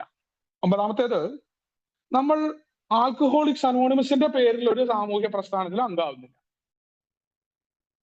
അംഗങ്ങള് അതേപോലെ സർവീസ് ഓഫീസുകളും ഈ സാമൂഹ്യ പ്രസ്ഥാനങ്ങളുമായിട്ടൊക്കെ സഹകരിച്ചുകൊണ്ട് പ്രവർത്തിക്കാറുണ്ട്. ഇപ്പൊ നേരത്തെ ഞാൻ പറഞ്ഞ വിമുക്തി അല്ലെങ്കിൽ മറ്റ് മദ്യനിരോധന സമിതിയുടെ പരിപാടിയൊക്കെ ആണെങ്കിൽ പോലും നമുക്ക് അവിടെ എയുടെ സന്ദേശം കൊടുക്കാനൊക്കെ ആയിട്ട് പോകാം. നമ്മൾ എയുടെ രീതി അവിടെ പറയണം, എങ്ങനെ ആയിരിക്കണം കൊടുക്കേണ്ടത് എന്നുള്ള നിർദ്ദേശം നമുക്കുണ്ട്. അംഗങ്ങൾ വ്യക്തിപരമായിട്ടും അതേപോലെ സർവീസ് ഓഫീസുകളും PI പ്രവർത്തനങ്ങളൊക്കെ നടത്തുന്ന ആൾക്കാർ അവിടെയൊക്കെ പോവാറുണ്ട്. 10ാമത്തേത്, നമ്മൾ മതപരമായിട്ടുള്ള ഒരു പരിപാടികളിലും നമ്മൾ ചെയ്യുന്നില്ല. മതപരമായ ധ്യാനം പരിപാടികൾ അടിസ്ഥാനത്തിൽ നമുക്ക് ധ്യാനം സംഘടിപ്പിക്കാനോ മറ്റു പരിപാടികൾ ചെയ്യാനോ സാധ്യമല്ല. ആരെങ്കിലുമൊക്കെ അത് ധ്യാനം നടത്തുന്നുണ്ടെങ്കിൽ അത് അവരുടെ വ്യക്തിപരമാണ്. നമ്മൾ മനസ്സിലാക്കേണ്ടത് അത് അടിസ്ഥാനത്തിൽ നമ്മൾ ചെയ്യാൻ പാടില്ല. ഇപ്പൊ പല ആളുകളും പറഞ്ഞിട്ടുണ്ട് രാവിലെ ധ്യാനത്തിന്റെ പരിപാടി. ആൽക്കഹോളിക്സ് അനോണിമസിന്റെ ധ്യാനം അതല്ല, ഇത് ബിഗ് ബുക്കിൽ പറഞ്ഞിട്ടുണ്ട് 11ാം പടിയിൽ. മതപരമായ ശുശ്രൂഷ അടിസ്ഥാനത്തിൽ നമ്മൾ ചെയ്യരുത്. നമ്മൾ 10ാം പാരമ്പര്യത്തിലാണ് നിൽക്കുന്നതെന്നുണ്ടെങ്കിൽ അത്തരം കാര്യങ്ങൾ നമ്മൾ മാറിയിരിക്കണം. നമ്മൾ ഗ്രൂപ്പ് തിരിഞ്ഞുള്ള പ്രവർത്തനങ്ങൾ വ്യക്തിപരമാണൊക്കെ. കാരണം ഇവിടെ പല രീതിയിലുള്ള ആളുകളുണ്ട്. അതുകൊണ്ടാണ് മതപരമായിട്ടുള്ള ഒരു ശുശ്രൂഷ പ്രവർത്തനങ്ങളിലേക്കും ആൽക്കഹോളിക്സ് അനോണിമസ് എന്ന രീതിയിൽ നമ്മൾ കൂട്ടം ചേർന്നുകൊണ്ട് നമ്മൾ ചെയ്യാറില്ല. 11ാമത്തേത്, നമ്മൾ മദ്യത്തെ സംബന്ധിച്ചോ മറ്റേതെങ്കിലും കാര്യങ്ങളിലോ ഒരു തർക്കത്തിൽ ഏർപ്പെടുന്നില്ല. നമ്മളിവിടെ തർക്കങ്ങൾ ഉണ്ടാക്കിയിട്ട് മദ്യാസക്തർ ഇന്നേ വരെ ഒരു ഉത്തരത്തിൽ ലോകത്ത് എവിടെയും തർക്കങ്ങൾ എത്തിയിട്ടില്ല എന്നുള്ളതാണ്.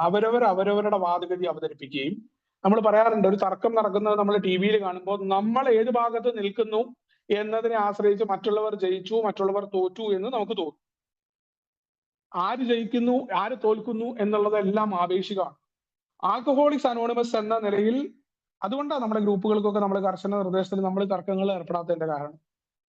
മദ്യം എന്താണ്, മദ്യം ഏതൊക്കെ രീതി ബാധിച്ചു, ഇത്ര തർക്കമൊന്നുമില്ല. നിങ്ങൾക്ക് ബാധിച്ചോ നിങ്ങൾക്ക് എടുക്കാൻ പോവാം. അതുകൊണ്ടല്ലേ മീറ്റിംഗിൽ ക്രോസ് ഷെയറിംഗ് ഇല്ലാത്തതിന്റെ കാരണം അതാണ്. എനിക്ക് എങ്ങനെ ബാധിച്ചു, ഞാൻ ആ കാര്യമാണ് പറയേണ്ടത്. വേറെ ആൾക്കാരുടെ കാര്യം പറയുക, വേറെ ആൾക്കാർക്ക് വേണ്ടിയിട്ടുള്ള ഉപദേശം കൊടുക്കുക, ഇതൊന്നും ഏലില്ലല്ലോ. എന്റെ കാര്യം പറഞ്ഞാൽ മതി. അപ്പൊ തന്നെ കുറെ കുഴപ്പങ്ങൾ ഇല്ലാണ്ടാവും. നമുക്ക് മദ്യാസക്തി രോഗമാണോ, അത് ഇൽനെസ് ആണോ, അത് ഇങ്ങനെയാണോ, എനിക്ക് രോഗമായി തോന്നി എനിക്ക് രോഗമാണ്, ഞാൻ അതിന് ഇങ്ങനെ പ്രവർത്തിക്കുന്നു, അങ്ങനെ പ്രവർത്തിച്ചോളൂ. നിങ്ങൾക്ക് പ്രോഗ്രാം വേണ്ട, നിങ്ങൾ അത് പ്രവർത്തിച്ചോളൂ. അത് മറ്റുള്ളവരെ ബോധിപ്പിക്കുക, മറ്റുള്ളവരെ ആക്കുക.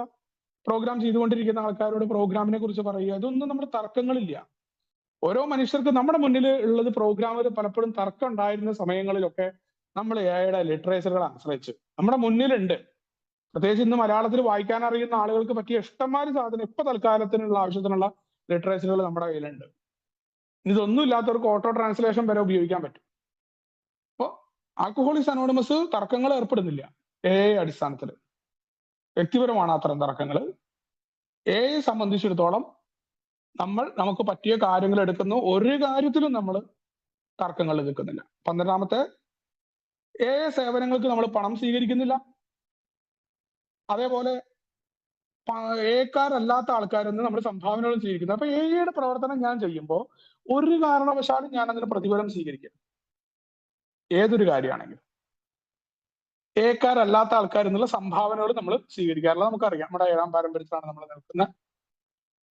ഇനി നമ്മൾ പുറത്ത് വക്കീലന്മാര്, കോടതി ഇതിനൊന്നും ശുപാർശ കത്തുകൾ നൽകാറില്ല. പലപ്പോഴും മീറ്റിംഗിൽ പങ്കെടുത്ത് തെറ്റിദ്ധരിക്കാറുണ്ട് ഈ കാര്യം. നമ്മൾ പല അംഗങ്ങൾക്ക് നമ്മളൊക്കെ മിഡ് നൈറ്റ് തന്നെ നമ്മൾ കൊടുക്കാറുണ്ട്. ആള് മീറ്റിംഗ് പങ്കെടുത്തു എന്നൊക്കെ ഒരു ജോലി സംബന്ധമായിട്ട്. അവിടെയൊക്കെ അയാൾ മദ്യം നിർത്തി എന്നല്ല എഴുതുക. നമുക്ക് ശുപാർശ കത്തുകൾ വേറെയാണ്, അയാൾ മീറ്റിംഗിൽ പങ്കെടുത്തു എന്ന് പറഞ്ഞു കൊടുക്കുന്ന കാർഡുകൾ വേറെയാണ്. അതുകൊണ്ട് തന്നെ നമ്മൾ ശുപാർശ കത്ത് നൽകാറില്ല ഇയാൾ കുടിക്കുന്നില്ല എന്ന കാര്യം അടിസ്ഥാനത്തിൽ നമ്മൾ പറയാറില്ല. ഇത്തരം കാര്യങ്ങളാണ് എന്തൊക്കെ ചെയ്യുന്നില്ല എന്ന പോയിന്റ്. 13 പോയിന്റാണ് ഇതിൽ പുതുക്കിയ പോയിന്റുകൾ. ഇനി ആൽക്കഹോളിക്സ് അനോണിമസും മദ്യാസക്തിയും തമ്മിൽ എന്താണ് എന്നാണ് അടുത്ത പോയിന്റ്. അപ്പോ നമ്മളെ സംബന്ധിച്ചിടത്തോളം 6ാമത്തെ പാരമ്പര്യം അനുസരിച്ചിട്ട് ആൽക്കഹോളിക്സ് അനോണിമസിന്റെ ഗ്രൂപ്പ് പുറമേയുള്ള സ്ഥാപനങ്ങളെ, സംരംഭങ്ങളെ അംഗീകരിക്കുകയോ ധനപരമായി ഇടപെടുത്തുകയോ യുടെ പേര് ബന്ധപ്പെടുത്തുകയോ നമ്മൾ ചെയ്യാറില്ല. അങ്ങനെ ചെയ്താൽ എന്താ ഉണ്ടാവുക? ധനപരമോ വസ്തുപരമോ അഭിമാനപരമോ ആയ കാര്യങ്ങൾ നമ്മുടെ പ്രാഥമിക ഉദ്ദേശം നമ്മെ വഴിതെറ്റിക്കും. നമ്മൾ മറ്റാൾക്കാരെയൊക്കെ ബന്ധപ്പെടുത്തുകയോ അവരുടെ ഇഷ്ടത്തിന് മീറ്റിംഗ് നടത്തുകയൊക്കെ ചെയ്തു കഴിഞ്ഞാൽ, ഇപ്പൊ പള്ളിയിൽ മീറ്റിംഗ് നടത്താൻ പൈസ വേണ്ടെന്ന് പറഞ്ഞാൽ നമ്മൾ പൈസ കൊടുക്കുന്നതിന്റെ കാരണം എന്താ അറിയോ? അല്ലെങ്കിൽ പള്ളി പറയണ കാര്യം നമ്മൾ കേൾക്കേണ്ടി വരും. നമുക്ക് അങ്ങനെ പള്ളി പറഞ്ഞ കാര്യം കേൾക്കാൻ പറ്റില്ല. പള്ളി വേറെ, ആൽക്കഹോളിക്സ് അനോണിമസിന്റെ മീറ്റിംഗ് വേറെയാണ്. അത് പള്ളി ആയാലും വേണ്ടില്ല, SNDP ഹാൾ ആയാലും വേണ്ടില്ല, നമുക്ക് എല്ലാം ഒരേപോലെയാണ് എനെ സംബന്ധിച്ചിടത്തോളം. നമ്മൾ എല്ലാം ഉപയോഗിക്കുന്നുണ്ട് അവര്. നമ്മൾ അവരെ എതിർക്കുകയോ അവരുടെ നയങ്ങളെ അവിടെ വ്യക്തിപരമായിട്ടുള്ള കാര്യങ്ങളല്ല, അടിസ്ഥാനത്തിൽ നമ്മൾ അതിനെ അനുകൂലിക്കുകയും പ്രതികൂലിക്കുകയും ചെയ്യാറുണ്ട്. നമ്മൾ സഹകരണമാണ്. നമ്മൾ നമ്മുടെ മുകളിൽ കയറാനുള്ള അവസരങ്ങൾ ആർക്കും കൊടുക്കരുതേ. നമ്മുടെ ഫെല്ലോഷിപ്പാണത്. നമ്മൾ കുടിയന്മാരായിരുന്ന ആളുകൾ ഇനിയും ഇപ്പൊ കുടിച്ചുകൊണ്ടിരിക്കുന്ന ആളുകൾക്ക് രക്ഷപ്പെടാനുള്ള മാർഗമാണ്. നമ്മുടെ മുന്നേ കടന്നുപോയ ആളുകൾ നമുക്കായി സംരക്ഷിച്ചു തന്ന മാർഗമാണ്. അത് എത്ര നന്നായിട്ട് മുന്നോട്ട് കൊടുക്കുക എന്നുള്ളതാണ് നമ്മുടെ പ്രവർത്തനം. അവിടെയാണ് നമ്മൾ സഹകരണം. ഇപ്പോ മദ്യപാനത്തിൽ നിന്ന് മാറി നിൽക്കാൻ സഹായിക്കുന്ന മദ്യാസക്തരുടെ കൂട്ടായ്മയാണ് നമ്മൾ. മദ്യപാന പ്രശ്നമുള്ള ആരുമായിട്ടും നമ്മുടെ മോചനത്തിന്റെ അനുഭവങ്ങൾ നമ്മൾ പങ്കുവെക്കാൻ തയ്യാറാണ്. എവിടെയും പോയിട്ട് നമുക്ക് പറയാൻ പറ്റും. കാരണം എന്താ, ഏത് റീഹാബ് ആയിക്കോട്ടെ, നമ്മൾ ഇന്ന സ്ഥലത്ത് പോവില്ല, ഇന്ന ഭാഗത്ത് നിൽക്കില്ല എന്നത് നമ്മളെ സംബന്ധിച്ചിടത്തോളം ഇപ്പൊ ഇതൊന്നും ഇല്ലാണ്ട് ഈ AI ബന്ധപ്പെടാതെ പാരമ്പര്യങ്ങളും ഒക്കെ പറയാതെ എത്രയോ പേര് പ്രവർത്തിക്കുന്നുണ്ട്. നമ്മൾ അവരെ ഒന്നും എതിർക്കുന്നില്ല. നമുക്ക് എന്താ പറയുക, ഒരാളെങ്കിലും കുടിക്കാതിരിക്കുന്നുണ്ടെങ്കിൽ അതാ നല്ലത്. അല്ലാണ്ട് അവിടെ നമ്മൾ AI പാരമ്പര്യം അടിച്ചേൽപ്പിക്കാൻ പോവുക, അവർ AI രീതി പ്രവർത്തിക്കണം പറയാം, ഒരിക്കലുമില്ല. കാരണം നമ്മുടെ പ്രവർത്തനം തന്നെ സഹിഷ്ണുതയാണ്.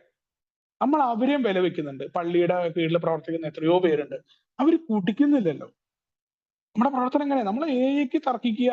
AI പ്രവർത്തനം എന്ന് പറഞ്ഞാൽ എന്താ? കുടിക്കാതിരിക്കാൻ മറ്റുള്ളവർക്ക് സഹായിക്കുക എന്നാണ്. AI മാത്രമല്ല ഇതിന്റെ മാർഗം. അതുകൊണ്ട് തന്നെ ആ ഭാഗങ്ങളിൽ വരെ നമ്മൾ പലപ്പോഴും അറിയില്ല. നമ്മൾ നമ്മുടെ സംഘടന എന്നൊക്കെ പറയുമ്പോൾ നമുക്ക് ചോര തിളയ്ക്കും. ആ പരിപാടി മാറ്റുന്നതാണ് AI പ്രവർത്തനം. നമ്മൾ ഓരോരുത്തരും എങ്ങനെ സോബറായി നിൽക്കുന്നുണ്ടോ അവർക്ക് സഹായമാവുന്ന കാര്യങ്ങൾ നമുക്ക് ചെയ്യാൻ പറ്റുമോ? അത്രേ ഉള്ളൂ. അല്ലാണ്ട് അവരുടെ കാര്യങ്ങൾ തെറ്റാണെന്നുള്ള വിമർശനങ്ങൾ നമ്മൾ നടത്താറില്ല. ഇനി US കാനഡയിലുമായിട്ട് ഈ പംപ്ലെറ്റ് ഇറക്കുന്ന കാലത്ത് 66,000-ലധികം ഗ്രൂപ്പുകൾ പ്രവർത്തിക്കുന്നുണ്ട്. ഇപ്പോഴത്തെ ഒരു കണക്കനുസരിച്ച് ലോകത്തെമ്പാടും 180-ലധികം രാജ്യങ്ങളിൽ ആൽക്കഹോളിക്സ് അനോണിമസ് ഉണ്ട്.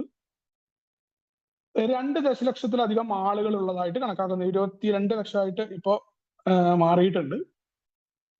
സഹായത്തിനായി സമീപിക്കുന്ന മദ്യാസക്തരുടെ വ്യക്തിപരമായ മോചനവും നിലനിൽപ്പും മാത്രമാണ് AI പരിഗണിക്കുന്നത്.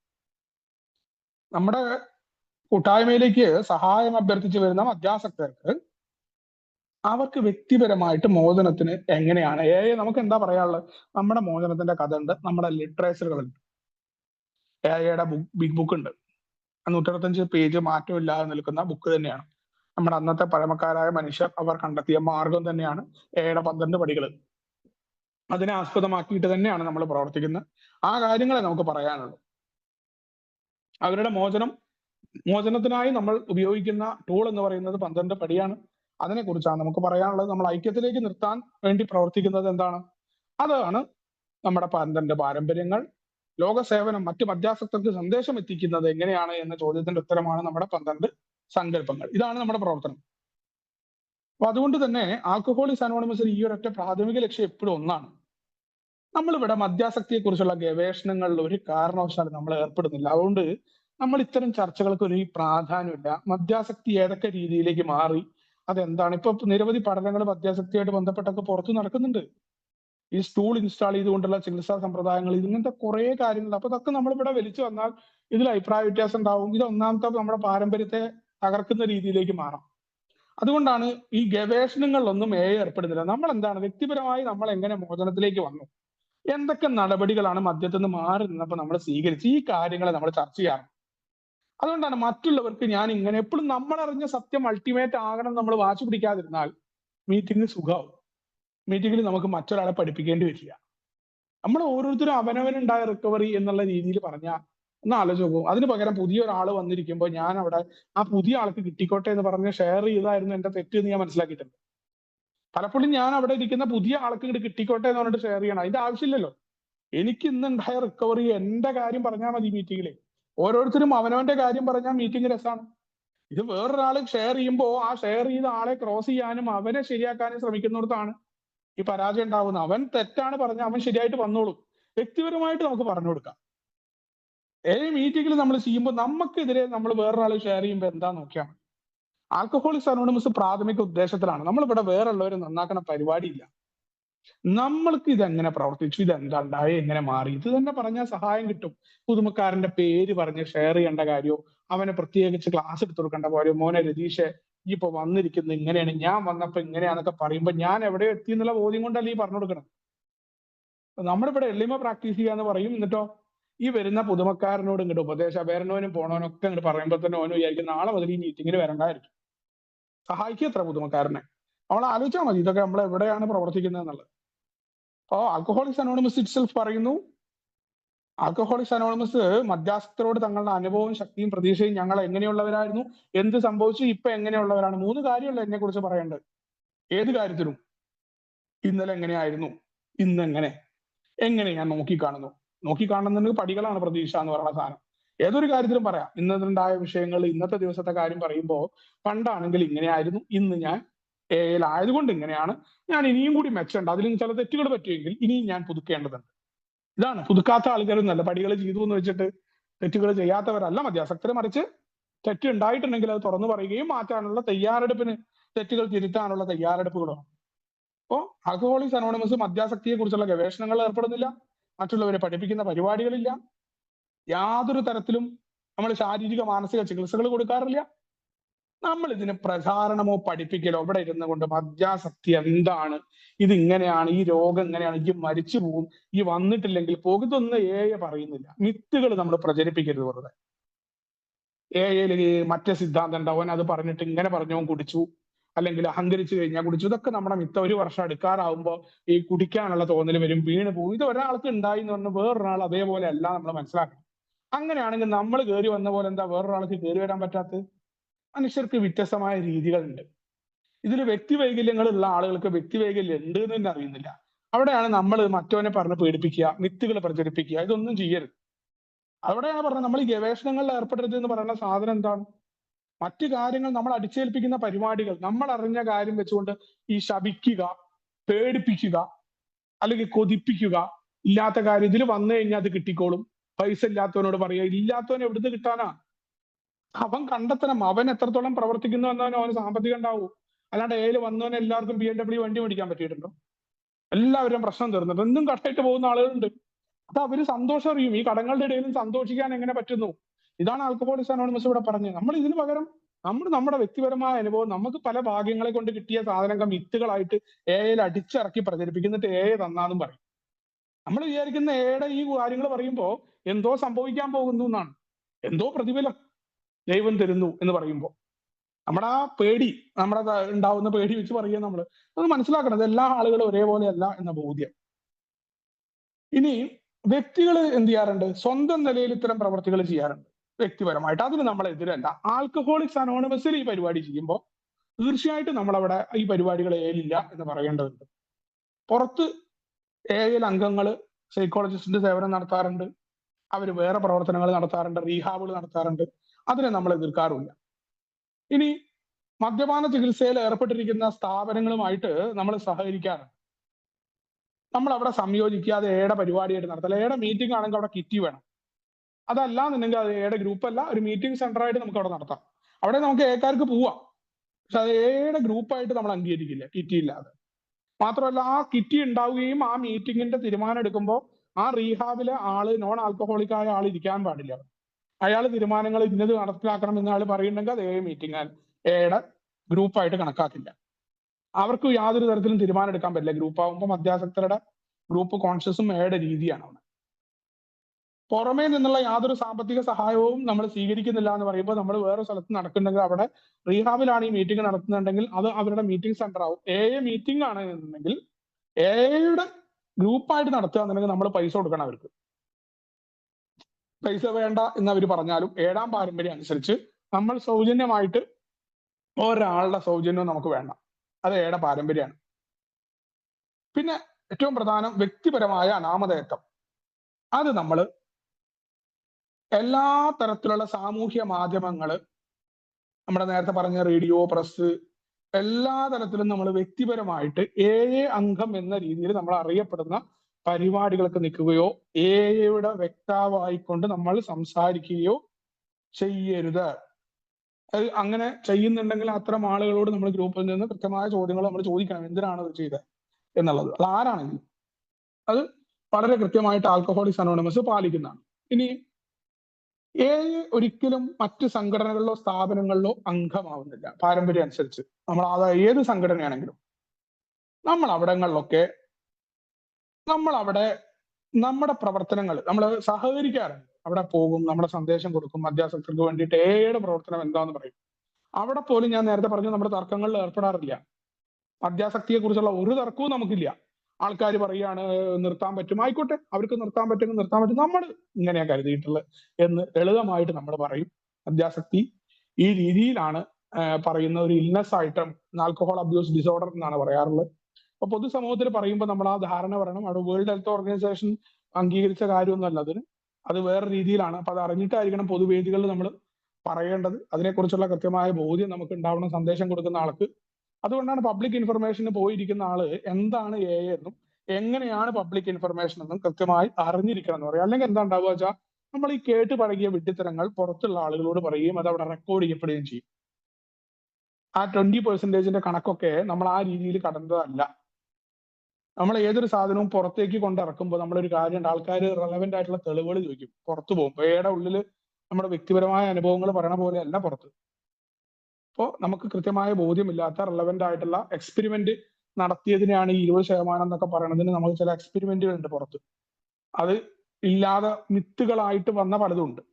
അപ്പൊ അത് എയുടെ കൃത്യമായ കാര്യങ്ങളെ കുറിച്ച് പഠിക്കാനുള്ള തയ്യാറെടുപ്പ് ഉണ്ടെങ്കിലാണ് നല്ല രീതിയിൽ നമുക്ക് സന്ദേശം കൊടുക്കാൻ പറ്റും. ഇതൊക്കെ നമ്മളെന്താ ഒഴിവൊഴിവ് പറയാനല്ല, കൂടുതൽ പഠിക്കാൻ പ്രേരണയാവും. ഇനി എയെ കുറിച്ചുള്ള കുറച്ച് കൂടുതൽ ചോദ്യങ്ങളും അതിനെക്കുറിച്ചുള്ള സംശയങ്ങളുടെ മറുപടിയാണ് അവസാന ഭാഗത്ത്. അത് നമ്മുടെ 3 പൈതൃകങ്ങളുണ്ട്. നേരത്തെ ഞാൻ പറഞ്ഞു, അത് മോചനം, നമ്മൾ 12 പടികളാണ് മോചനത്തിന് ഉപയോഗിക്കുന്നത്. ഐക്യം ഉറപ്പിക്കാനാണ് നമ്മുടെ 12 പാരമ്പര്യങ്ങൾ നമുക്കുള്ളത്.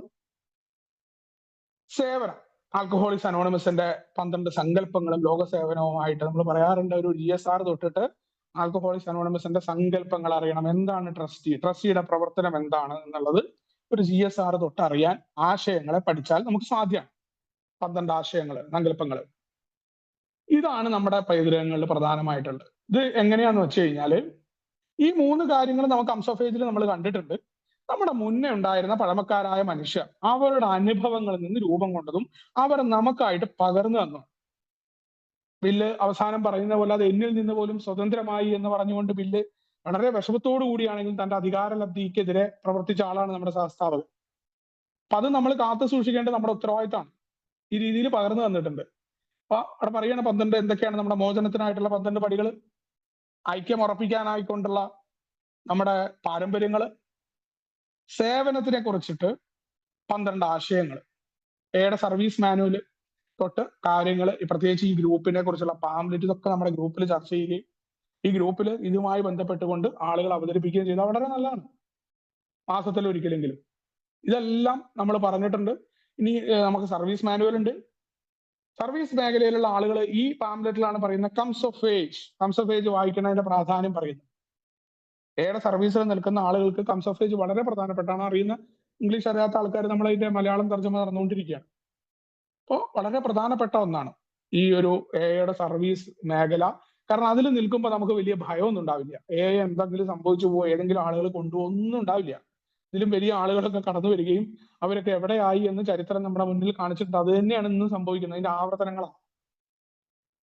ഈ എയിൽ ക്ലബുകളൊക്കെ നടത്താറുണ്ട് പുറത്തൊക്കെ. അത് ആരാണ്?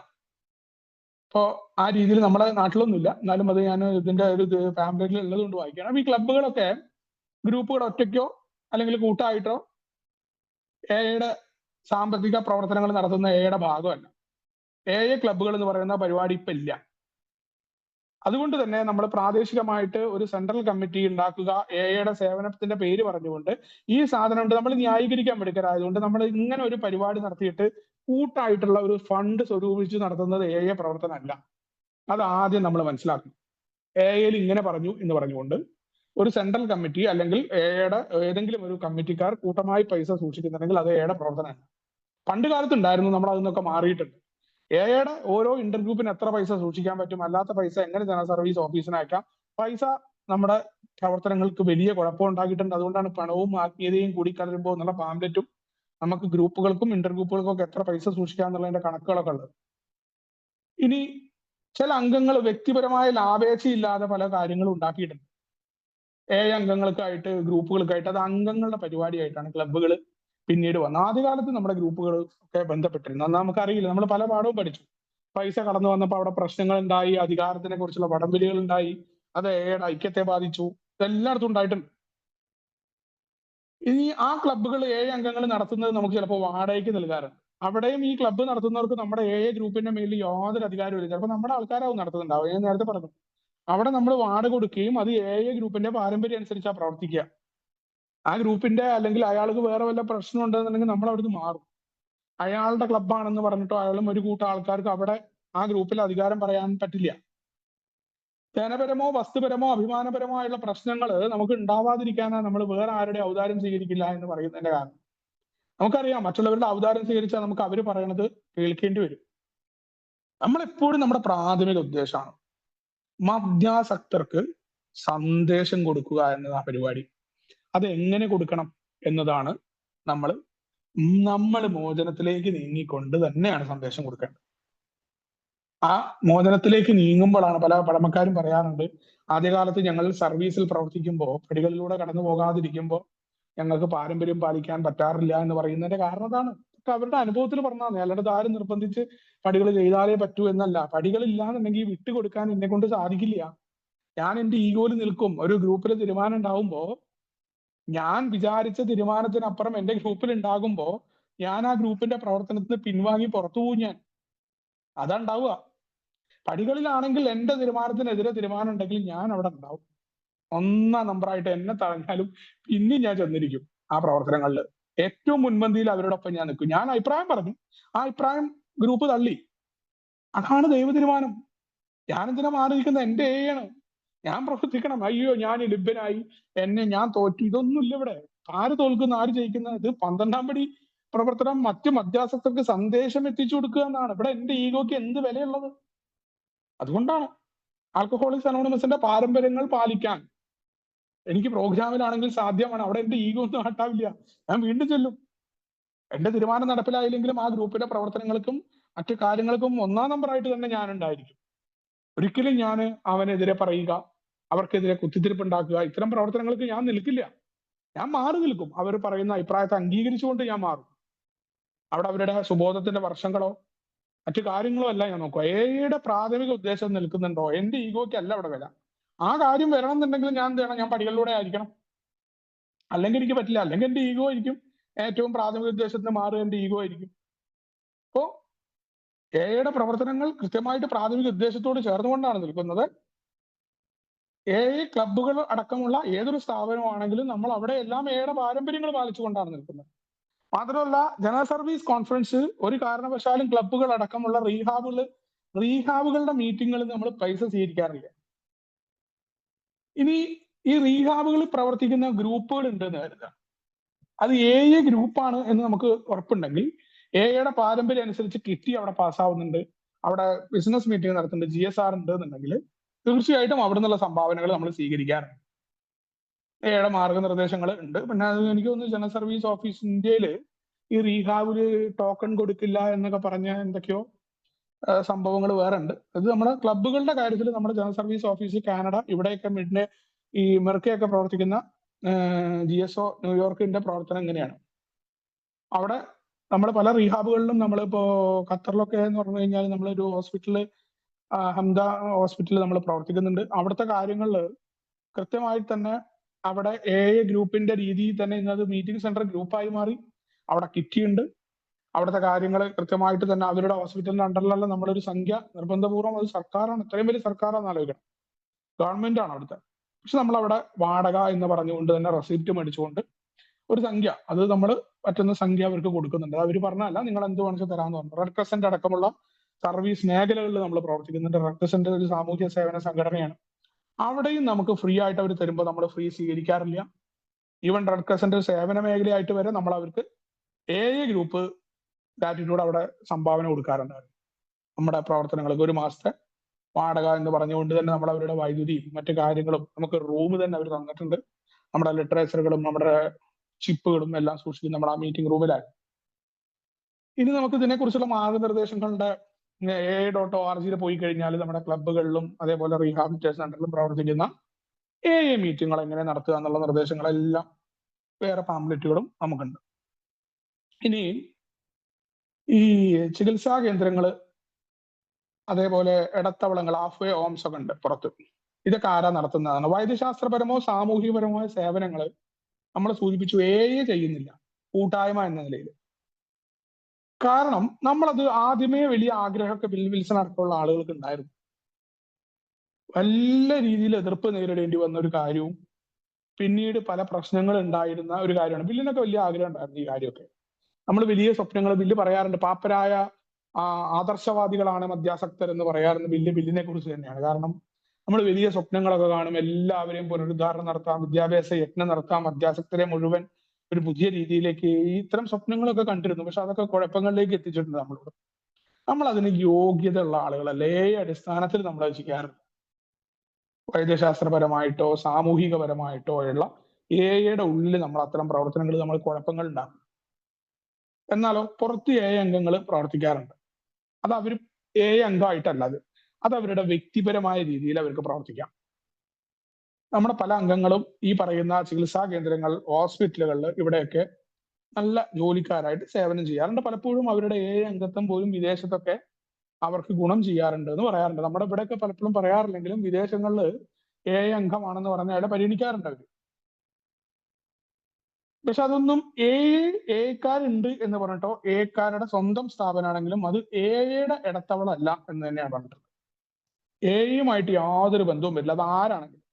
ഇത് അംഗങ്ങൾ സംഘടിപ്പിക്കുന്ന മീറ്റിങ്ങുകൾ ഇവിടെ ഉണ്ടാവാറുണ്ട്, ഈ കേന്ദ്രങ്ങളിലൊക്കെ നടത്താറുണ്ട്. അപ്പോ ഈ നമ്മൾ അത് മീറ്റിംഗ് ആവണമെന്നുണ്ടെങ്കിൽ ആ സ്ഥാപനങ്ങളുടെ പേരിലാവരുത് ആ മീറ്റിംഗ് നടത്തുന്നത്.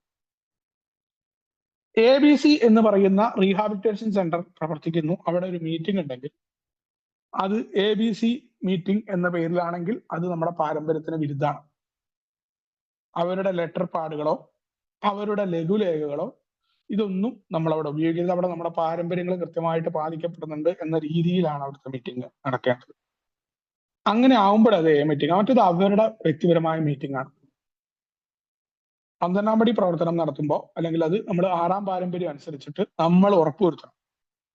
അതല്ലാതെ അവിടെ മീറ്റിംഗ് നടത്തുകയും അംഗങ്ങൾ പോകുന്നുണ്ടെങ്കിൽ നമ്മളൊരു കാര്യം മനസ്സിലാക്കണം, അത് യുടെ മീറ്റിംഗ് അല്ല, അത് പുറത്ത് അവരുടെ റീഹാബ് നടത്തുന്ന മീറ്റിംഗ് ആണ്. ആ റീഹാബ് മീറ്റിംഗിൽ നമ്മൾ എങ്ങനെ സംസാരിക്കണം എന്ന നിർദ്ദേശം നമുക്കുണ്ട്. അതനുസരിച്ച് നമ്മൾ അവിടെ സംസാരിക്കാൻ പാടില്ല. യുടെ മീറ്റിങ്ങിനെ പോലെ അവരെ പുനരുദ്ധാരണം ചെയ്യാനോ അവരെ മീറ്റിംഗിലേക്ക് കൊണ്ടുവരാനോ നമുക്ക് യാതൊരു ഉത്തരവാദിത്വം ഇല്ല എന്നല്ല, നമ്മൾ ചെയ്യാനും പാടില്ല. തീർച്ചയായിട്ടും അവർ നടത്തുന്ന പ്രവർത്തനങ്ങളിൽ നമ്മൾ പറയില്ലേ, നമുക്ക് സഹായിക്കാൻ പറ്റില്ലെങ്കിൽ അവരെ ഉപദ്രവിക്കാനോ അവിടെ പോയിട്ട് തർക്കങ്ങൾ ഏർപ്പെടാനോ നമുക്ക് യാതൊരു തരത്തിലും അനുഗ്രഹമില്ല. അവർ ചിലപ്പോൾ കാല കാര്യങ്ങളും പാരമ്പര്യങ്ങളും ഒക്കെ എഴുതി വെച്ചിട്ടുണ്ടാവും, പക്ഷെ അത് ചില മാറ്റം ഉണ്ടാവും. നമ്മൾ ഇതൊന്നും ശരിയല്ല എന്ന വിമർശനം പോലും നമ്മൾ നടത്തരുത് എന്ന് പറഞ്ഞിട്ടുണ്ട്. ഇതൊക്കെ അവർക്ക് ഉപയോഗിക്കാം. ഇതിന്റെ കാര്യത്തിലൊന്നും തന്നെ ഇതൊന്നും കെട്ടിപ്പിടിച്ചിരിക്കുകയോ ഇത് ആരും ഉപയോഗിക്കരുത് എന്നൊന്നും പറഞ്ഞിട്ടില്ല. നമ്മൾ കാരായിട്ട് മാതൃകയായിട്ടായിരിക്കണം പറയാറുണ്ട്. ചികിത്സാ കേന്ദ്രങ്ങളിൽ നടക്കുന്ന മീറ്റിങ്ങുകൾ വാടകയ്ക്ക് എടുത്തുകൊണ്ട് കാർ നടത്തുന്ന മീറ്റിംഗ് ആണെങ്കിൽ അത് മീറ്റിംഗ് എന്ന് നമ്മൾ പറയാറുണ്ട്. അതുകൊണ്ട് തന്നെ ഈ ചികിത്സാ കേന്ദ്രങ്ങളിലെ രോഗികളെ ഉദ്ദേശിച്ചാണ് നടത്തുക. അവിടെ ഗ്രൂപ്പുകളിൽ ഈ ചികിത്സാ കേന്ദ്രങ്ങളിൽ പോകുന്ന ആളുകൾ ആളുകൾ അവിടെ പോയിട്ട് എന്താണ് റിക്കവറി, ഇവിടെ നിന്ന് ഇറങ്ങിയാൽ എങ്ങോട്ട്, എന്താണ് എന്ന കാര്യത്തിലൊക്കെ പ്രാഗൽഭ്യമുള്ള ആളുകൾ അവിടെ പോയിട്ട് സംസാരിക്കാറുണ്ട്. ഇതാണ് നമ്മുടെ ഗ്രൂപ്പിനെ കുറിച്ചുള്ള പാംപ്ലെറ്റിന്റെ അവതരണം. അപ്പൊ നമ്മൾ വളരെ വിശാലമായിട്ട് തന്നെയാണ് ഇത് ചർച്ച ചെയ്തതിൽ. കുറെ കാര്യങ്ങൾ നമ്മുടെ ഇന്ത്യയുടെ ഘടകത്തിലോ അല്ലെങ്കിൽ മറ്റു രീതിയിലോ നടക്കുന്ന ഇതല്ല, മറ്റ് സർവീസ് മേഖലകളിൽപ്പെട്ട നിങ്ങളുടെ GSR അതേപോലെയുള്ള ആളുകളുമായിട്ട് ചോദിക്കുക. ഇത് ജനറൽ സർവീസ് ന്യൂയോർക്കുമായി ബന്ധപ്പെട്ട രീതിയാണ്. ഇതിന്റെ മലയാളം പാംപ്ലെറ്റ് നമ്മുടെ കേരള ലിറ്ററേച്ചറിൽ കമ്മിറ്റിയായിട്ടും നിങ്ങളുടെ ഇന്റർഗ്രൂപ്പുമായിട്ടൊക്കെ ബന്ധപ്പെട്ട് കഴിഞ്ഞാൽ കേരളത്തിലുള്ള ആളുകൾക്ക് കിട്ടും. മറ്റാളുകൾക്കൊക്കെ ഇതറിയാം. ഇന്റർനെറ്റ് തന്നെ ഗ്രൂപ്പ് അവൈലബിൾ ആയിട്ടുള്ള പാംപ്ലെറ്റ് ആണ്. അപ്പൊ ഇതെല്ലാം ഗ്രൂപ്പുകളിലും ചർച്ച ചെയ്യാനും നമുക്ക് കൂടുതൽ അറിവുകൾ, നേരത്തെ ഇതിൽ സൂചിപ്പിച്ച പോലെ തന്നെയാണ്, കൂടുതൽ അറിവുകൾ നമ്മൾ കുറിച്ച് എത്ര അറിവ് നേടിക്കഴിഞ്ഞാലും അതിലൊന്നും തന്നെ അത് നമ്മുടെ പ്രവർത്തനങ്ങൾക്ക് സഹായകരമായിരിക്കുകയും മറ്റുള്ളവർക്ക് ഈ ആശയം എത്തിച്ചു കൊടുക്കുക എന്നുള്ള, അല്ലാണ്ട് അറിവ് നേടി എന്ന് പറഞ്ഞതിന്റെ അഹങ്കാരമായിട്ടല്ല, കൂടുതൽ നന്നായിട്ട് എയുടെ സന്ദേശത്തെ കഷ്ടപ്പെടുന്ന മധ്യാസക്തർക്ക് കൊടുക്കാൻ പറ്റും. ഇവിടെ വലുതും ചെറുതുമായ യാതൊന്നുമില്ല. ഇവിടെ ആരും വലുതുമല്ല, ആരും ചെറുതുമല്ല എന്ന എയുടെ രീതിയിൽ ഈ ഒരു പാംപ്ലെറ്റ് പറയാൻ സാധിച്ചാൽ നന്ദി രേഖപ്പെടുത്തിക്കൊണ്ട് നിങ്ങൾക്ക് എ വിഭാവനം ചെയ്ത സുബോധം ആശംസിച്ചുകൊണ്ട് നിർത്തുന്നു. താങ്ക് യു, ബിനു ചേട്ടൻ.